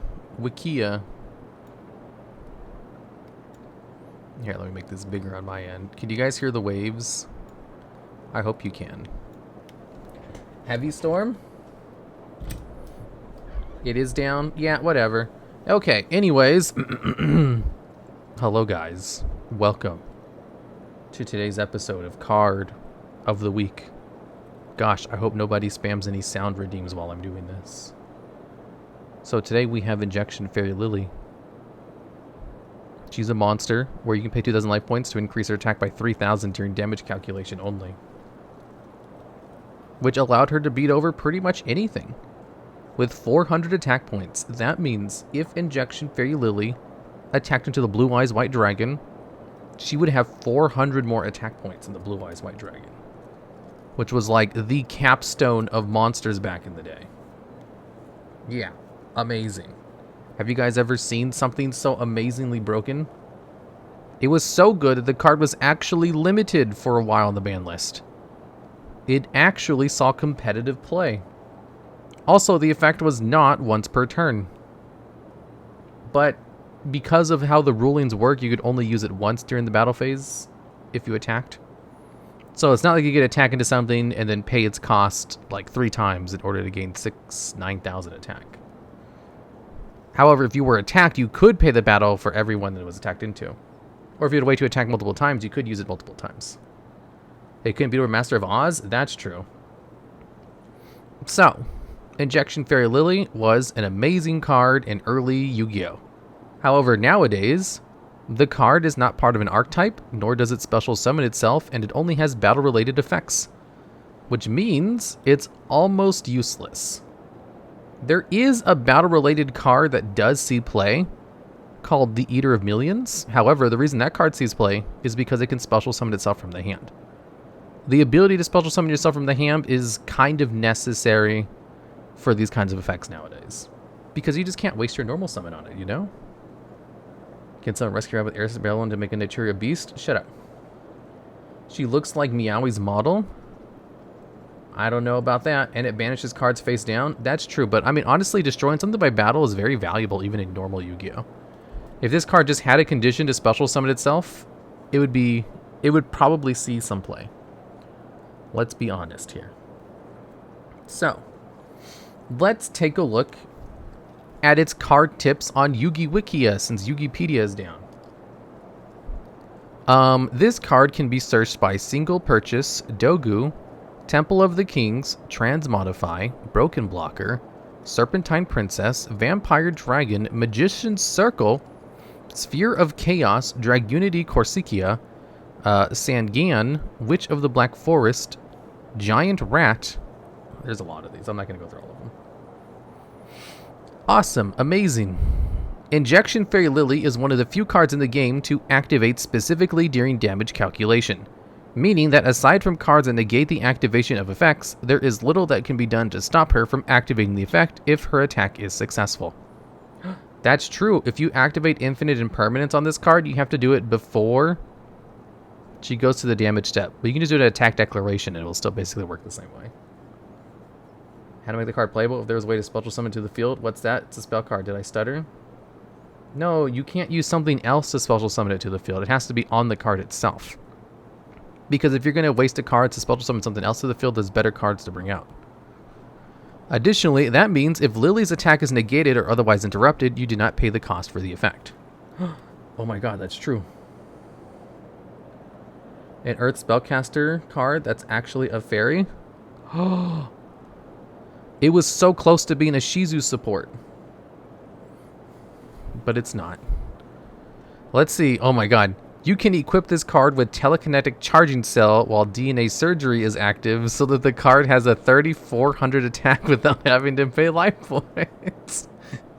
You can equip Telekinetic Charging Cell, chat, with DNA Surgery, chat. And you won't have to pay life points to activate its effect. It's just 3,400 attack at all points. Genius. Make that a deck. The amount of resources required for that is basically the same as just using it on something like Dogra or, you know, Cyberstein.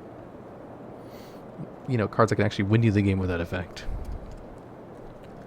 Alongside Messenger of Peace, you can also run life point gain cards like White Magician Pikaru, Life Absorbing Machine, Solemn Wishes, in order to increase the number of times you can use Injection Fairy Lily's effects. Oh my god, you could use this card with life point gain effects in order to gain life points and have more uses of her effect. Amazing. This card works well with the Messenger of Peace, because her attack is lower than 1,500 when she declares an attack, allowing you to bypass the effects of Messenger of Peace. Man, these combos are so big brain. Combine Injection Fairy Lily with Magical Hole Golem to inflict a direct attack of 3,200 points of damage. Wow, what does Magical Hole Golem do? Let's take a look. Once per turn, select one phase-up monster you control. Its attack is halved until the end phase, and it can attack your opponent directly this turn. The turn you activate this card in effect, only the selected monster can attack. Wow. So her attack would get halved to 200, but then she would gain 3,000, so 3,200. The what golem? The White Hole Golem, of course. I actually didn't know you could bypass Messenger of Peace. Me neither. Now I do know. She also gets under Gravity Bind since she's level 3. Infected Male and number 26 Spaceway Octobus are the other ways that this card can attack directly. But in both cases, you will lose her after she attacks. Infected Male sends her to the graveyard, and Octo Bypass gives her to your opponent. What the fuck is Octo Bypass? Oh, this one's kind of new. At the start of the battle phase, detach one material from this card. During this battle phase, a player can only attack with one monster, and its attack becomes a direct attack. Huh. Interesting. Last one. Equip Injection Fairy Lily with Unstable Evolution. and attack to make her have 5,400 attack if you have less life points than your opponent, and 4,000 attack if you have more. Oh my goodness gracious, Unstable Evolution. This is a card where if you have less life points than your opponent, your original attack becomes 2,400. But if it's more than your opponent's, then it becomes 1,000. Both of which benefit Injection Fairy Lily, who has only 400 original attack. Amazing. Look, the reason you play her is because Zombie Stein can't attack her. Who the hell is Zombie Stein? Is she really small or is the injection really big? I don't know. Let's take a look at some trivia. This card is one of only 6 cards in the TCG to have been forbidden in the past, but are now unlimited. The other 5 are Breaker the Magical Warrior, United We Stand, Call of the Haunted, Spore, and Tsukiyomi. This card was banned? I didn't know that. This monster appears in the card artwork of Weed Out. In the Yu-Gi-Oh! Video games for Nintendo DS, except Spirit Caller, her 3D graphic has brown hair as opposed to her pink hair in the card artwork. Oh, she does have pink hair, just like Meowie. This card has a retrained version called Counselor Lily, and it sucks. Despite having the word fairy in her name, Injection Fairy Lily is actually a spellcaster type monster. This even applies to its Japanese name, where in the Japanese name for Fairy Lily... Oh, it's just in Japanese. Counselor Lily, on the other hand, is actually a fairy type. She is banned for one format. This card, along with Spore and United We Stand, has spent the least amount of time on the Forbidden List, having only been on it for a total of one format. Oh my god, they just said that in chat. This monster has an adhesive bandage on the back of her left leg as shown in the anime. Does she? Okay, if you say so. Alright, and that concludes the card of the week with Injection Fairy Lily. Guys, which card should we cover next time on the card of the week with Injection Fairy Lily? I'll probably just pick one at random. New custom card idea, Injection Fairy Meowie. We should have a custom card review. Mudball Man. Oh my god, that sounds brilliant. You guys write this down because I'll forget. Hey, chat. Are you guys ready for the tier list? This is a tier list for battle traps. I went through and found every single battle trap in the game. And I put it in this list. And I accidentally left this one in too, which is not a battle trap. But it searches battle traps. That's a lot of mirror forces. I'm just kidding. It's not every battle trap. It's most of them, though. Where's Mohama? Shut up. That's not a battle trap. Custom card review. Is it already that time of year? We should do a custom card review. Injection Fairy Lily appears in episode 108, 112, and 189 in the OG series. Why does she appear so much? Drowning? Alright, let's go into the battle traps, chat. First up, we have A Hero Emerges.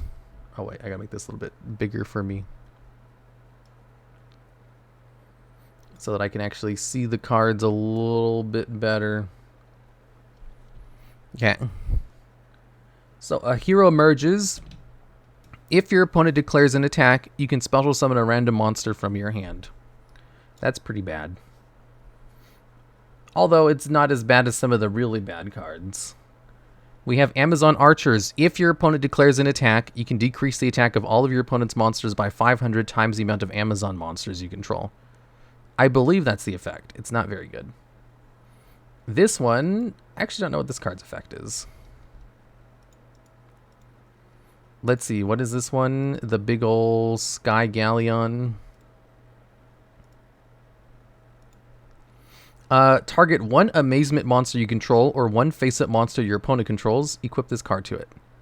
You can activate the following effect based on which player controls the equipped monster. Once per turn, when an opponent's monster declares an attack, negate the attack. And if you do, change control of the equipped monster until the end of the battle phase. Wait, change control of the equipped monster?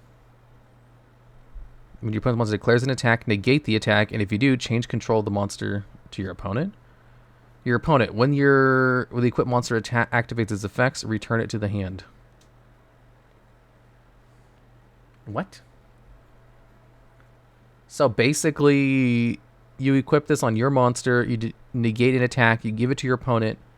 Then if they use the effect of the card, you can just bounce it back to your hand. Not even a plunder card. Am I getting that correctly? Huh, I didn't know this card existed. That seems not very good. I'm going to put that at C tier. Amazement does have a way to equip it directly from your deck to one of your monsters. So it's really not that hard to use, but it still doesn't seem very good. It's not even a battle trap. It is a battle trap, just like not really the way. Is there a difference between take control and change control? I don't know. Maybe. Next up, we have Sonic Thunder, or Black Thunder. I can't read this. It's too small. This one is, I believe, if you control a Blackwing monster and your opponent declares an attack, you banish all your opponent's face-up attack position monsters. Or if you control 3 Blackwings, you can activate it from your hand. Is that how it works? Am I correct on that? Black Sonic is decent? It is. I'll put it at B tier, since you can use it from the hand. Okay. S tier? No, it's still pretty bad. I don't think Blackwings players use it, but they did use it in the past. Just B? I mean, okay, you can use it from the hand. It does banish all your opponent's cards, but you have to play Blackwings to use it, and nobody plays Blackwings. That makes it A tier? Just B by itself? No. It's too slow for Blackwing combos. Exactly. Okay, Blast held by a tribute. If a monster who was tribute summoned declares an attack, destroy it. Then inflict 1,000 damage to your opponent. This card actually saw play in Duel Links. Because back in the day before X-Deck monsters came out, tribute summoning was a thing people did. It's crazy. Yeah, but in Duel Links, however, it's still not very good. Okay, Blazing Mirror Force. If your opponent declares an attack, destroy all attack position monsters your opponent controls. Then take damage equal to half the attack of all the monsters destroyed. Then inflict the same amount of damage you took to your opponent. This card is... I'm going to ruffle some feathers here.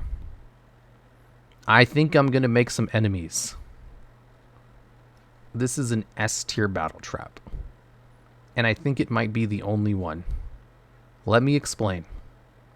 So, if you pull this off, you get rid of all your opponent's monsters. We're already going to the assumption that battle traps suck. However, one of the few decks that use battle traps are burn decks. And this both gives you card advantage and burns for a ton of damage. It has all of the hallmarks of a good battle trap because it's actually useful to one of the few types of decks that use battle traps. And I don't think anything else even comes close.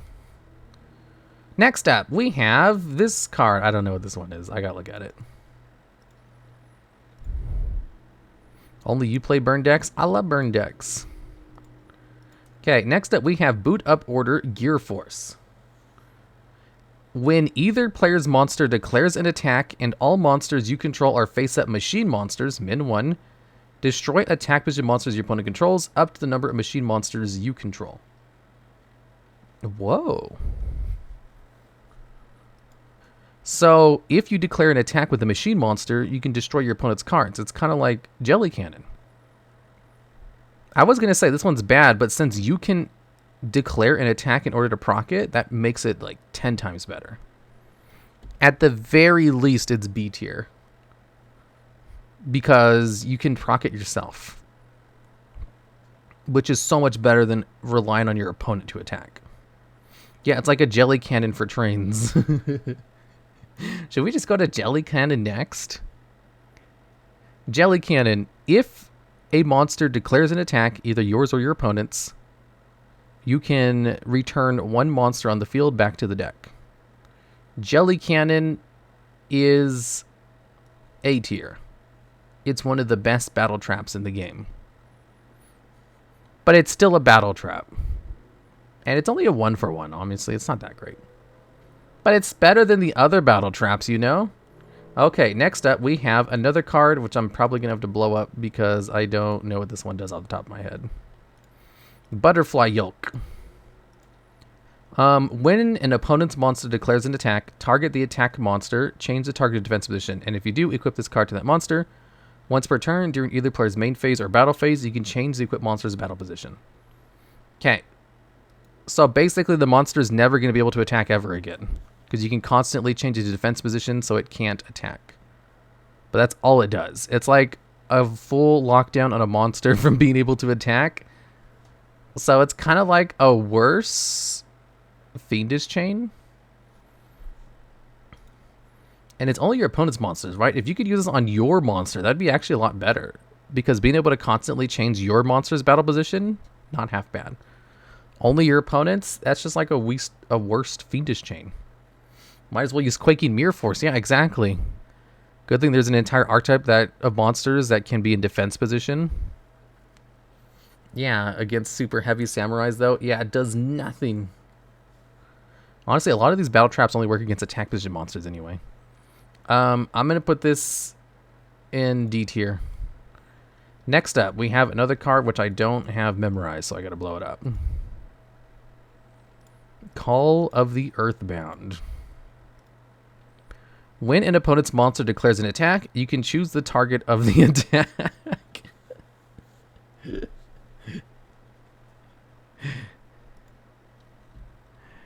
Okay. You get to choose the target of the attack, so you can like make it crash into one of your other monsters. Okay, this is probably D tier, to be honest. Yeah, I declared for you. I mean, that's like technically it's decent, but it's just not good enough for like that being the only card it does. Make him attack your giant soldier of stone. Okay, next up we have another card whose effect I don't have 100% memorized. So we have Chaos Burst. When your opponent's monster declares an attack, tribute one monster, then target the attack monster, destroy that target, then inflict 1,000 damage to your opponent. If this did not have the tribute cost, it would be okay. The fact that it requires a tribute cost is like, oh my god, that's terrible. This is mega bad. It's like a worse Drowning Mirror Force, Blazing Mirror Force. This definitely came out in the time when Mirror Force was banned, though. Burn for... It's only 1,000 damage. I've never seen this card before. Yeah, I think this is like pack filler and like a really early set. Next up, Dimensional Wall. If you would take battle damage, your opponent takes that battle damage instead. It works on direct attacks and attacks against monsters. Honestly, this card has seen a ton of competitive play over the years. I have to put it in B tier. It's not that good, but it has seen a lot of competitive play over the years. S tier? No, you guys are dumb. Next up, Dimensional Prison. If your opponent declares an attack, target the monster, then banish it. Why does it target? It doesn't need to target, but it does. If it didn't target, it'd be so much better. But it does. It banishes a singular card. A? S? C? No, this is C tier. It used to be so good it was like limited, I think. It was at least semi-limited. However, it only gets rid of one card and it requires your opponent to attack. You're dumb? Shut up. But as every trap in Yu-Gi-Oh! It's only good in Duel Links? It wasn't even good in Duel Links. That's how bad the card is. When it came out in Duel Links, everyone was like, oh my god, you gotta watch out for Deep Prison. And people just kept playing Drowning Mirror Force instead. Or this card right here. Because it's a 1-for-1 trade, and that's it. It's only a 1-for-1 trade. And the reason people played it was because it banished, and that was the good part about it. But nowadays, a 1-for-1 trade is just not good enough. And a banish isn't even that good because lots of cards float on a banish. That's why the spin from Jelly Cannon is so much better. Basically, if you could proc D-Prison the way you could proc Jelly Cannon by also attacking in order to banish something, I'd bump it up. But since it's only on attacks by your opponent, no. D-Prison is no C at all. We should put it in D tier. No, the other D tiers are actually like really bad. Okay, next up we have another card that I don't memorize off the top of my head, but apparently it is a battle trap. Okay. We have Double Passe. When an opponent's monster declares an attack on a face-up attack position monster you control, make your opponent's attack a direct attack instead. And inflict damage to your opponent equal to the attack of the attack target you control. Also, that monster you control can attack your opponent directly during your next turn. What? When this opponent's monster declares an attack on a face-up monster you control, make your opponent's attack a direct attack instead. And inflict damage to your opponent equal to the attack of your monster. Also, your monster can attack your opponent directly next turn. So it saves one of your monsters, deals some battle damage to your opponent, and then gives you a direct attack on your next turn. The fact that it does burn damage is interesting. But I can't see it being that great. S tier because it burns. I think because it burns, it should be higher than D tier, but I don't know because like burn decks don't really have monsters on the field. So we're gonna put it in D tier. It's just with all the other, it's like almost C tier, almost, but you know, Dimensional Prison is C tier, so I can't really justify that. Why do the writers hate Alexis so much? I have no idea. Yeah, it's like a bootleg Magic Cylinder. Okay, I mean, it has an interesting idea. If you're playing a deck where you really want to attack directly, it gives you an extra direct attack. But it's still a battle trap. Next up, we have Draining Shield. If an opponent's monster declares an attack, you can stop the attack, then gain life points equal to the attack of that monster. D tier, garbage. Next up, ooh, a Labyrinth card. Let's blow this one up. Fair Welcome Labyrinth. When a monster declares an attack while you control a fiend monster, target one card on the field, negate the attack, and if you do, destroy that targeted card. Then you can set one non-Labyrinth normal trap from your hand or deck. Draining Shield was insane in Duel Links? No, it wasn't. I played Duel Links when the card came out. It was a bad card in there too. Oh wait, no, it was useful in one life point like burn deck. I mean, like a life point gain mill deck, like where I got the idea from. Okay, so Fair Welcome Labyrinth. When a monster declares an attack, which means any monster, not just your opponent's, and you have to control a fiend monster, you get to target one card in the field, which is any card in the field, not just the monsters who attack. Then you negate the attack of whatever declared an attack, and then destroy the target. Then you get to set basically any normal trap from your hand or deck.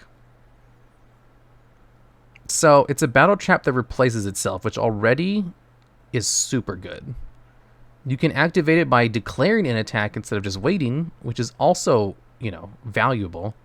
It destroys any card in the field, not just the monster who's attacking. The only bad thing about the card is it requires you to have a fiend monster. Like, that's it. This card is very good. We got Magical Hats is actually pretty decent. Magical Hats can't be procced by this card, though. Okay, I'm going to put this in A tier. I don't know if it's S tier, though. Fiend monsters are bad. Outside of Labyrinth, for battle trap standards, it's really good. Where's Thornwall? Oh, I don't think it's on here. Thornwall's garbage. I left off a lot of, like, obviously bad cards, but I didn't leave off all of them, you know? I think I want to put Fair Welcome Labyrinth in S tier, just because, like, it also replaces itself. That's so good with any normal trap in the game. It's basically a normal trap searcher that you have to, like, declare an attack for. Logs, it gets a non-target pop if Labyrinth field spells up. That's true. It also has a non-target pop, so it can destroy 2 cards and then set any normal trap from the deck. You don't lose any advantage for using it. It's also searchable. Yeah, that's true. I think this is S tier. I'm literally just thinking if it's going to be A or S tier. Like, this is obviously one of the best cards on here so far. I think I'm going to just put it in S tier. It's only for fiends? I know, but like if you have that condition set, the card is amazing. It's like worth the hoops required to go into the battle phase. High S, high A, low S? Yeah, I think that's true. It's still like below Blazing Mirror Force. Next up, we have Justy Break. If you control only normal monsters face up and your opponent declares an attack, destroy all other monsters on the field that are not face up normal monsters.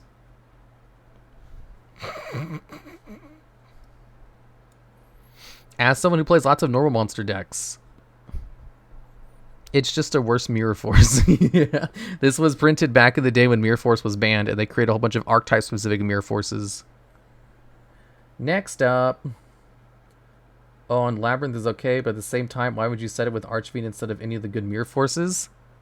Because it sets anything else from your deck, too. It replaces itself. And you can proc it yourself by attacking. You don't have to wait for your opponent. That's what makes it very good. Like, there's just so much about Fair Welcome Labyrinth that's just very good. Next up, we have Kunai with Chain. Okay, chat.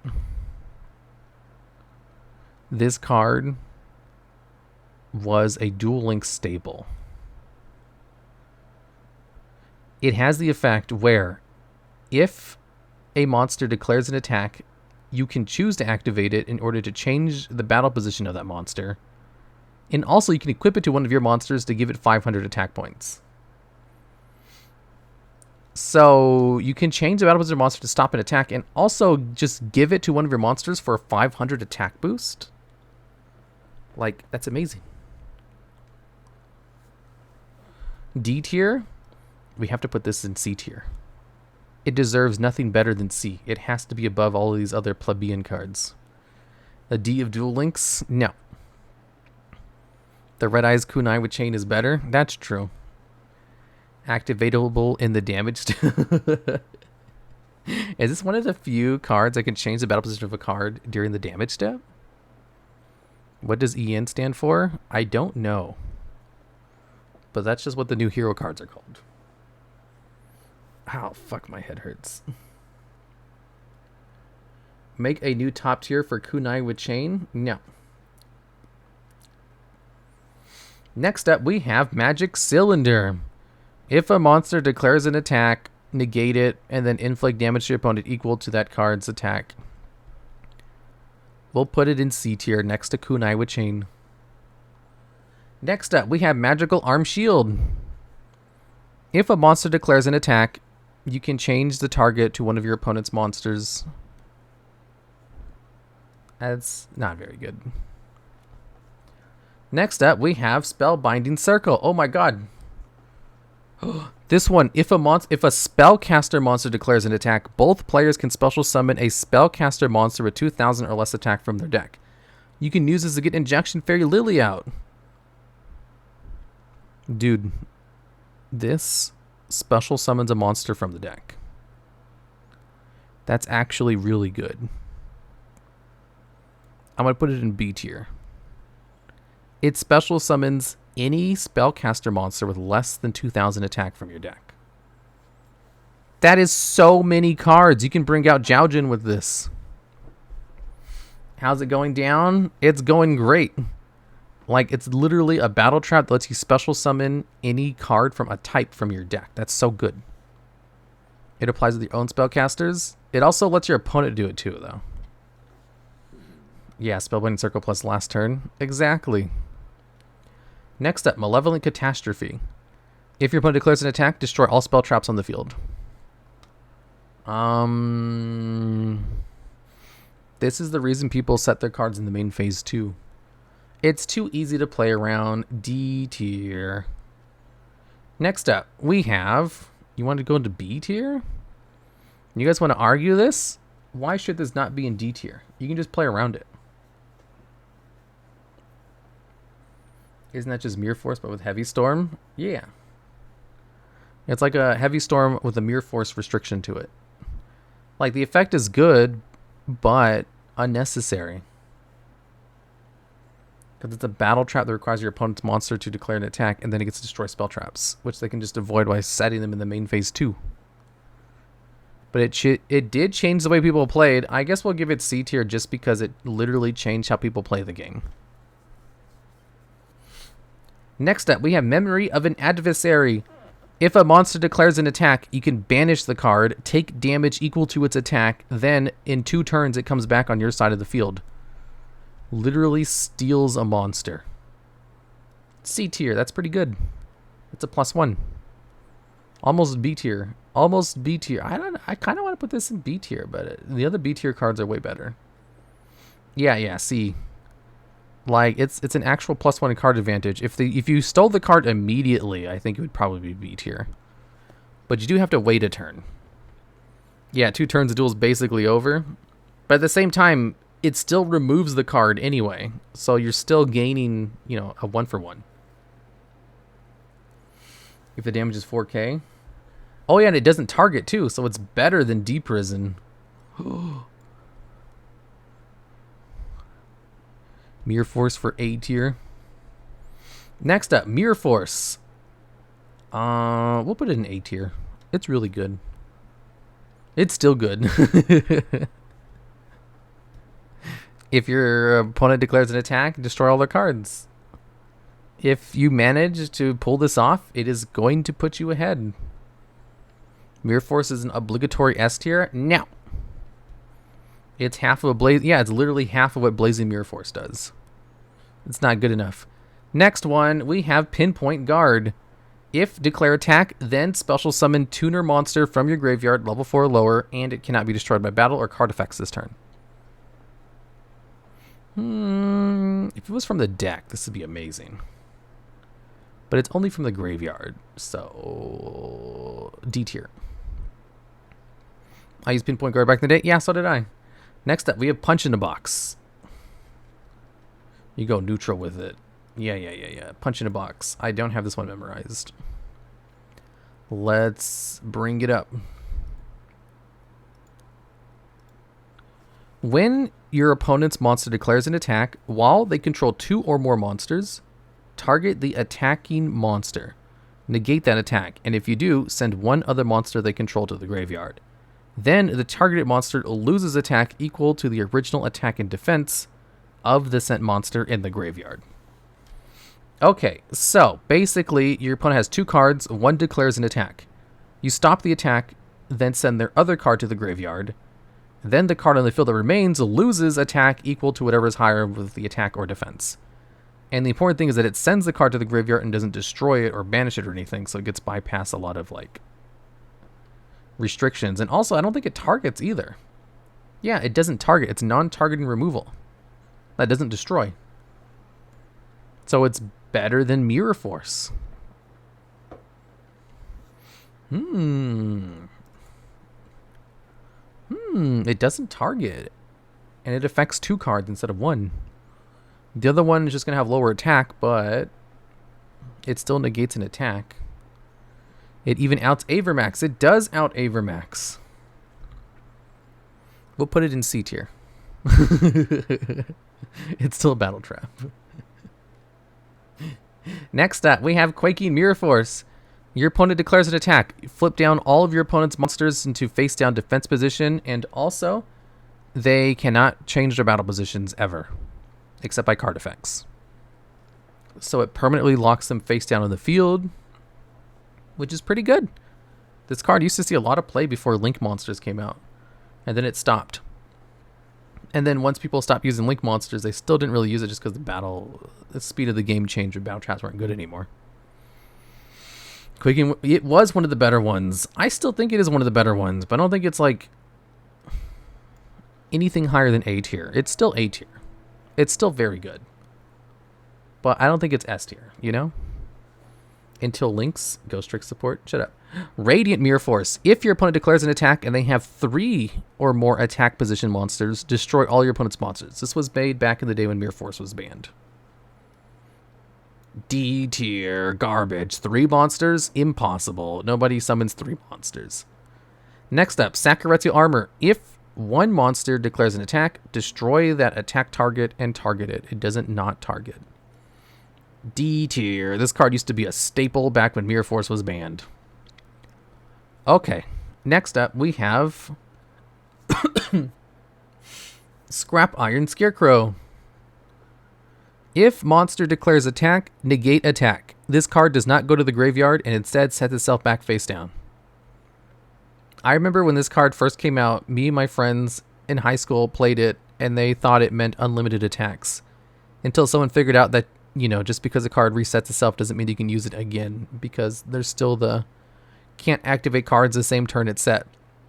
But for a couple of duels before we figured that out, this card was basically unlimited stops for attacks, and it still wasn't very good. D tier. I do like this card in theory. You know, cards with infinite potential. But it's just one negated attack. That's not very good. C for history purposes. I don't think this card was really played seriously. Next up, we have Security Orb. If monster declares attack, changes battle position. However, if this card on the field is destroyed by an opponent's spell or trap card, or is it monster effect? Let me blow it up.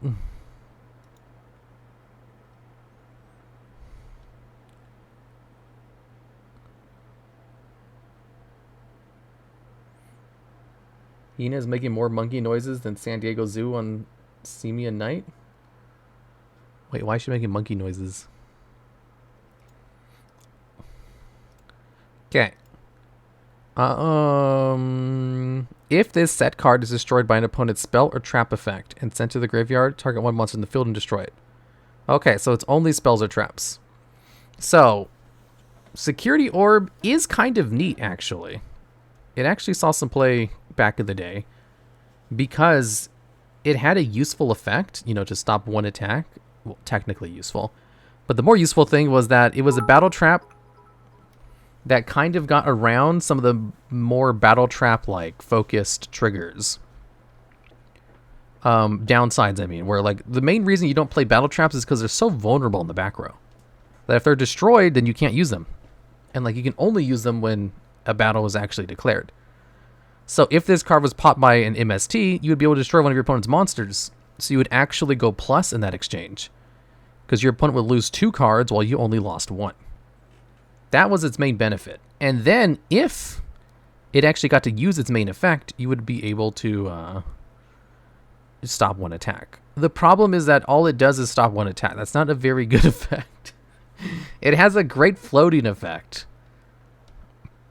but its main effect isn't that great. And the floating effect is not that great either. Like it's no like Boo Boo Trap, where Boo Boo Trap basically does the same thing. However, Boo Boo Trap also sets 2 trap cards from your graveyard and lets you use them that turn. This one just destroys 1 card in the field, and it's only if it's destroyed by a spell or trap card specifically, not even monster effects.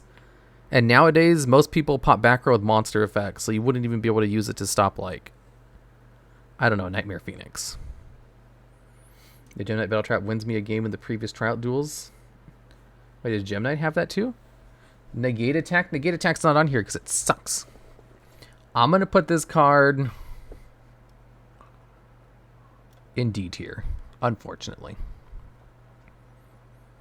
No Darkbeard Force. I left off a lot of really bad cards because we already have so many bad cards on here. Next up, we have Slip Fortune. I like this card. Let's bring this card up. This one is interesting. So, activate only when your opponent's monster declares an attack targeting a monster. Negate the attack and remove from play the attack target monster until the next standby phase. This one does not banish your opponent's card, it banishes your monster. What's interesting about Slip Fortune is that if you have something like Beast King Barbaros on the field, who, so like there's this card called Beast King Barbaros, where it's a 3000 attack level 8 monster that you can normal summon from your hand without tributing. However, in that case, its original attack becomes 1900. So if your opponent attacks into it, you could use Slip of Fortune to banish the card, and when it comes back, its effect will be reset, and it'll have 3000 attack. You get it cheated out. You can also use it on something, you know, cards that activate effects when they're banished or leave the field, like Fortune Lady Light, which is what this card was made for, because it literally has fortune in its name. So it basically allows you to like reset the effects of cards in the field. So, you know, if you had Supreme King Zark, you know, on the field and it was negated, you could use Slip Fortune in order to reset its effect. But it's a battle trap, and your opponent has to attack into it, and they're not going to attack into Zark. You can't really control it very well. I do think it's interesting, but it's not good enough because it's still a battle trap. Battle traps are so bad. D tier. Does Klee treat it out? Yeah, Klee would be able to have its effects reset too. Got 3 ads. Please explain it again. No. You don't have to watch the clip. Next up, we have another card I have to bring up because I don't remember its effect.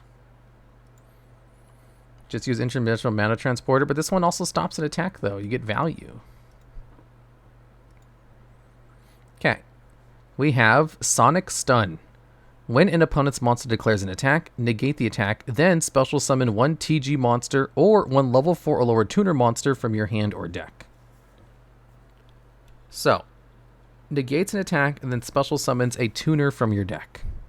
That's so good. Yeah, any tuner monster from your deck that's level 4 or lower. C at least? At least C tier. Honestly, might even be B tier, but I'm not confident in that. Just because it special summons a monster from the deck. Like, that effect is worth going through hoops. It is a way to search any tuner monster from your deck. But you have to wait for your opponent to attack you.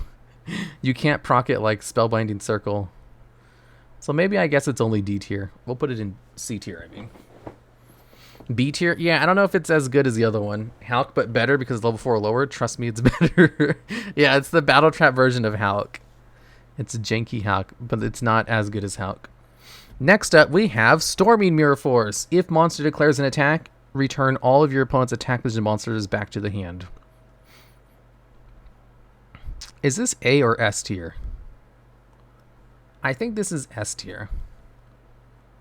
Because it gets rid of everything. And they changed the rulings recently where action deck monsters don't float if they're returned to the deck. So it's even better than it used to be when people actually played it. Yeah, bounce doesn't destroy. Scrap Scarecrow. It gets rid of all of your opponent's attack position cards. You see, like, this is the reason nobody plays battle traps, because why would you play them over the Mirror Force cards, you know? They have to be so good in order to match the Mirror Force cards. Okay, next one. Where's Drowning Mirror Force? I think I forgot to put it in here. I'd probably put Drowning Mirror Force in B tier, though. 2 of the 3 cards in S tier are variants of Mirror Force, which shows how well designed Mirror Force is. Yeah, pretty much. The only card that's not Mirror Force is just this card that just has so much more. It does so much. Next up, we have Strike Slash. I forget the name of this, what this one does. Add magical hats? No.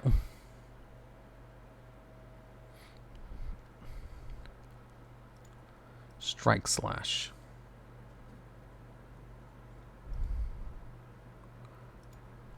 Okay. Strike Slash. When a monster you control declares an attack, until the end phase, that monster gains 700 attack. Also, if it attacks a defense position monster, inflict piercing battle damage to your opponent. This is one of the few ways to give one of your monsters piercing battle damage. Outside of a equip spell card. So it sucks. It also gives a 700 boost. This is the highest boost of a piercing granting effect in the game. That is completely generic and works on every monster. So 700 is not insignificant. That allows, you know, pretty much any monster to beat over something of a higher grade than it. 700? Yeah, 700 and piercing battle damage. However, it's not enough. The amount of attack points it would need to give in order to be usable would have to be like 4 or 5 times as much. And piercing battle damage is just not that valuable. Not for something like this. Back in the day, 700 wasn't enough either. If this gave like a 1400 boost back in the day, that might have been useful. But 700, no. Too weak.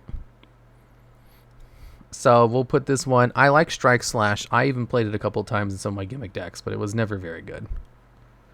Big Bang is better, but Big Bang has downsides to it. If it'd be at least 1,000 to have been considered good, no, it'd have to be at least 1,600 to be considered good. That's like the threshold. Because 1,600 is 1/5 of 8,000, which means you can use, if you had 5 cards in your hand that all dealt 1,600 points of damage, you'd win the game. Card would be bad even as a quick play spell. I don't know. I think this would be pretty decent as a quick play spell. That's like Rush Recklessly without piercing. Yeah. It's basically Rush Recklessly that gives piercing, but on a trap instead of a quick play spell. Next up, we have Supercharge. If a Roid monster is attacked, draw 2 cards. This is a B tier card.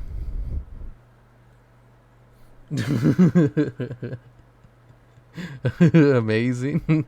Let me blow this one up. Let me show you guys this card so you guys can see it. When your opponent declares an attack while you only control machine Roid monsters, draw 2 cards. If you have 3 of these face down and your opponent attacks 1 time, you can activate all 3 of them on the same trigger. It draws 2 cards. Sad that it limits to 1 to this day. +1 for getting Roids beat up. This is such a good battle trap. Oh my god. Pot of Greed for machines. It's literally a +1 in card advantage. B tier.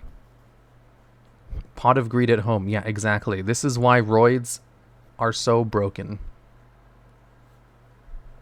Next up, we have... Oh, this next one. I forget what it does, but I believe it's good. No, I don't think so. The Forceful Checkpoint. When an opponent's monster declares an attack, look at your opponent's hand, and if there was a monster card, negate the attack. Then discard 1 monster from their hand of your choice. So it negates an attack and then discards 1 card from your opponent's hand. Your opponent's hand is a great place to discard from. This seems almost worth it. I'm going to put it in C tier just because it's slightly better than everything else. But it's still attached to a battle trap, so there's probably a bunch of other factors I'm not thinking of where the card's actually terrible. But in theory, I like that it allows you to look at your opponent's hand and get rid of a monster from it. Literally a battle break. It's still a battle card. What's battle break? B for hand knowledge? Now, it's not as good as Supercharge. Let's not get ahead of ourselves here. Next up, Trap Hole of Spikes. If a monster is summoned this turn, declares an attack, destroy it, then inflict damage to your opponent equal to half to its attack. I think it's only special summon monsters, right? Let me check. Trap Hole of Spikes. When an opponent's monster that was normal or special summoned this turn declares an attack, destroy the attacking monster, and if you do, inflict damage to your opponent equal to half the original attack of the monster. So it's like a worse Blazing Mirror Force. Got it. It is searchable by Trap Tricks, but they don't play it. However, if we judge it by its own merits, it destroys 1 monster and then inflicts a little bit of damage, but it's conditional. It can be searched. Now, it's still D tier. Yeah, it's only half damage. It's searchable, though. It is searchable, but the archetype that searches it also searches better cards. I guess as a Rafflesia target, it can protect Rafflesia if you have this card out. We'll put it over here specifically because Rafflesia can allow it to use it to protect itself. How about that? Next up, we have... Wait, what is this one card? I forget what this one's called. Browse. Oh, it's a Wall of Disruption. When an opponent's monster declares an attack, all attack monsters your opponent controls lose 800 attack for each monster they control. Anyone who's played Duel Links knows this card very well. This was the Mirror Force of Duel Links. Because remember, the attack decrease is permanent. And it's a cumulative based on the amount of monsters your opponent controls. So if they declared an attack and they had 3 monsters out, all their monsters would lose 2,400 attack, I believe. Unless I'm doing the math wrong. That's how it works out, right? Yeah. 2,400 attack. And they would lose 2,400 attack permanently. Which means they would all just be stuck with 0 attack basically on the field. And you can just crash over them and win on your next turn. In some circumstances, this was better than Mere Force because it affected monsters that could not be destroyed by card effects. Man, I have lost so many games to this card. And also won so many games thanks to this card in Duel Links. This was definitely created as a less powerful Mirror Force. So it was released to Duel Links, and people asked for this card to be hit on the ban list for years, and they never did. I don't know if it still sees play today, though. We'll put this one in C tier just for Duel Links PTSD. Next up, we have Widespread Ruin. If monster declares attack, destroy highest attack position monster your opponent controls. Highest attack monster your opponent controls. D tier. 1-for-1 trade. And the final card is not a battle trap. All right, there we go, chat. This is the penultimate battle trap deck that I created specifically because I wanted to see what were good targets for this card right here, because it searches out one of these cards from the deck. Missing the S tier battle trap, Dances with Beasts, special summons 3 cards from the deck, OP. Now that one sucks because it's not from the deck, it special summons 1 card from the deck. The other ones have to be from the hand and graveyard too. And also you need to take 8,000 or more points of damage. Like, what the hell kind of board does your opponent have where they can actually proc that card? Where would Drowning Mirror Force be? I'd probably put Drowning Mirror Force in A tier. I just forgot to include it because there was already too many Mirror Force cards. Since the Hard Lake, he's doing Labyrinth for a ladder climb.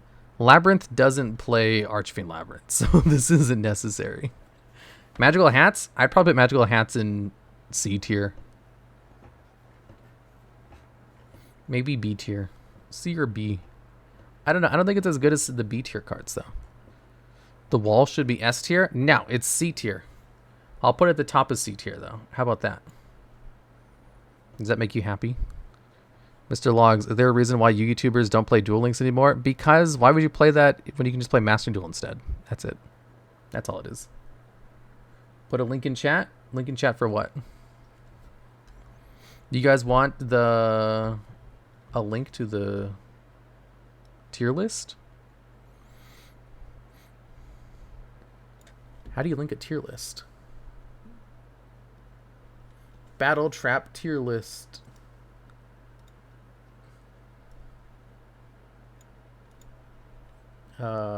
Normal view.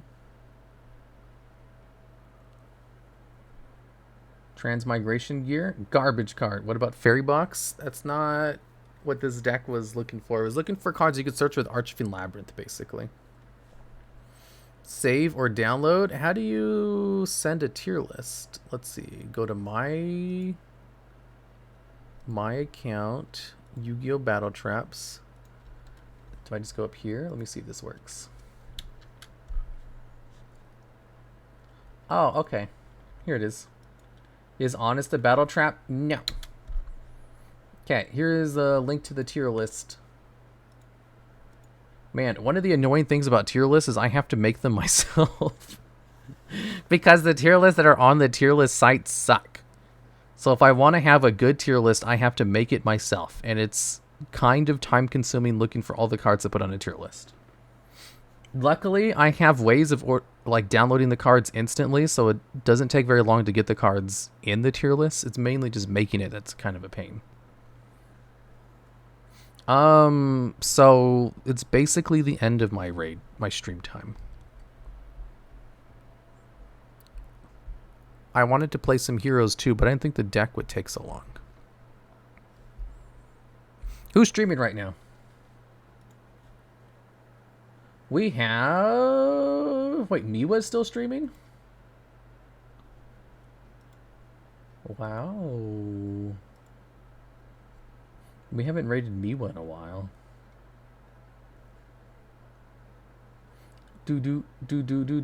Vince and Miwa? Is Vince streaming too? Well, I'm not gonna raid Vince. I'm only gonna raid Vince if he's literally the only person in chat. If he's the only person online, I mean. Yeah, we'll just go to Miwa. Because we haven't gone to Miwa in a long time.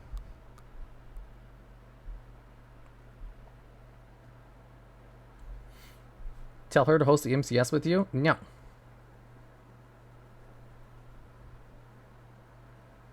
Okay, see you guys later.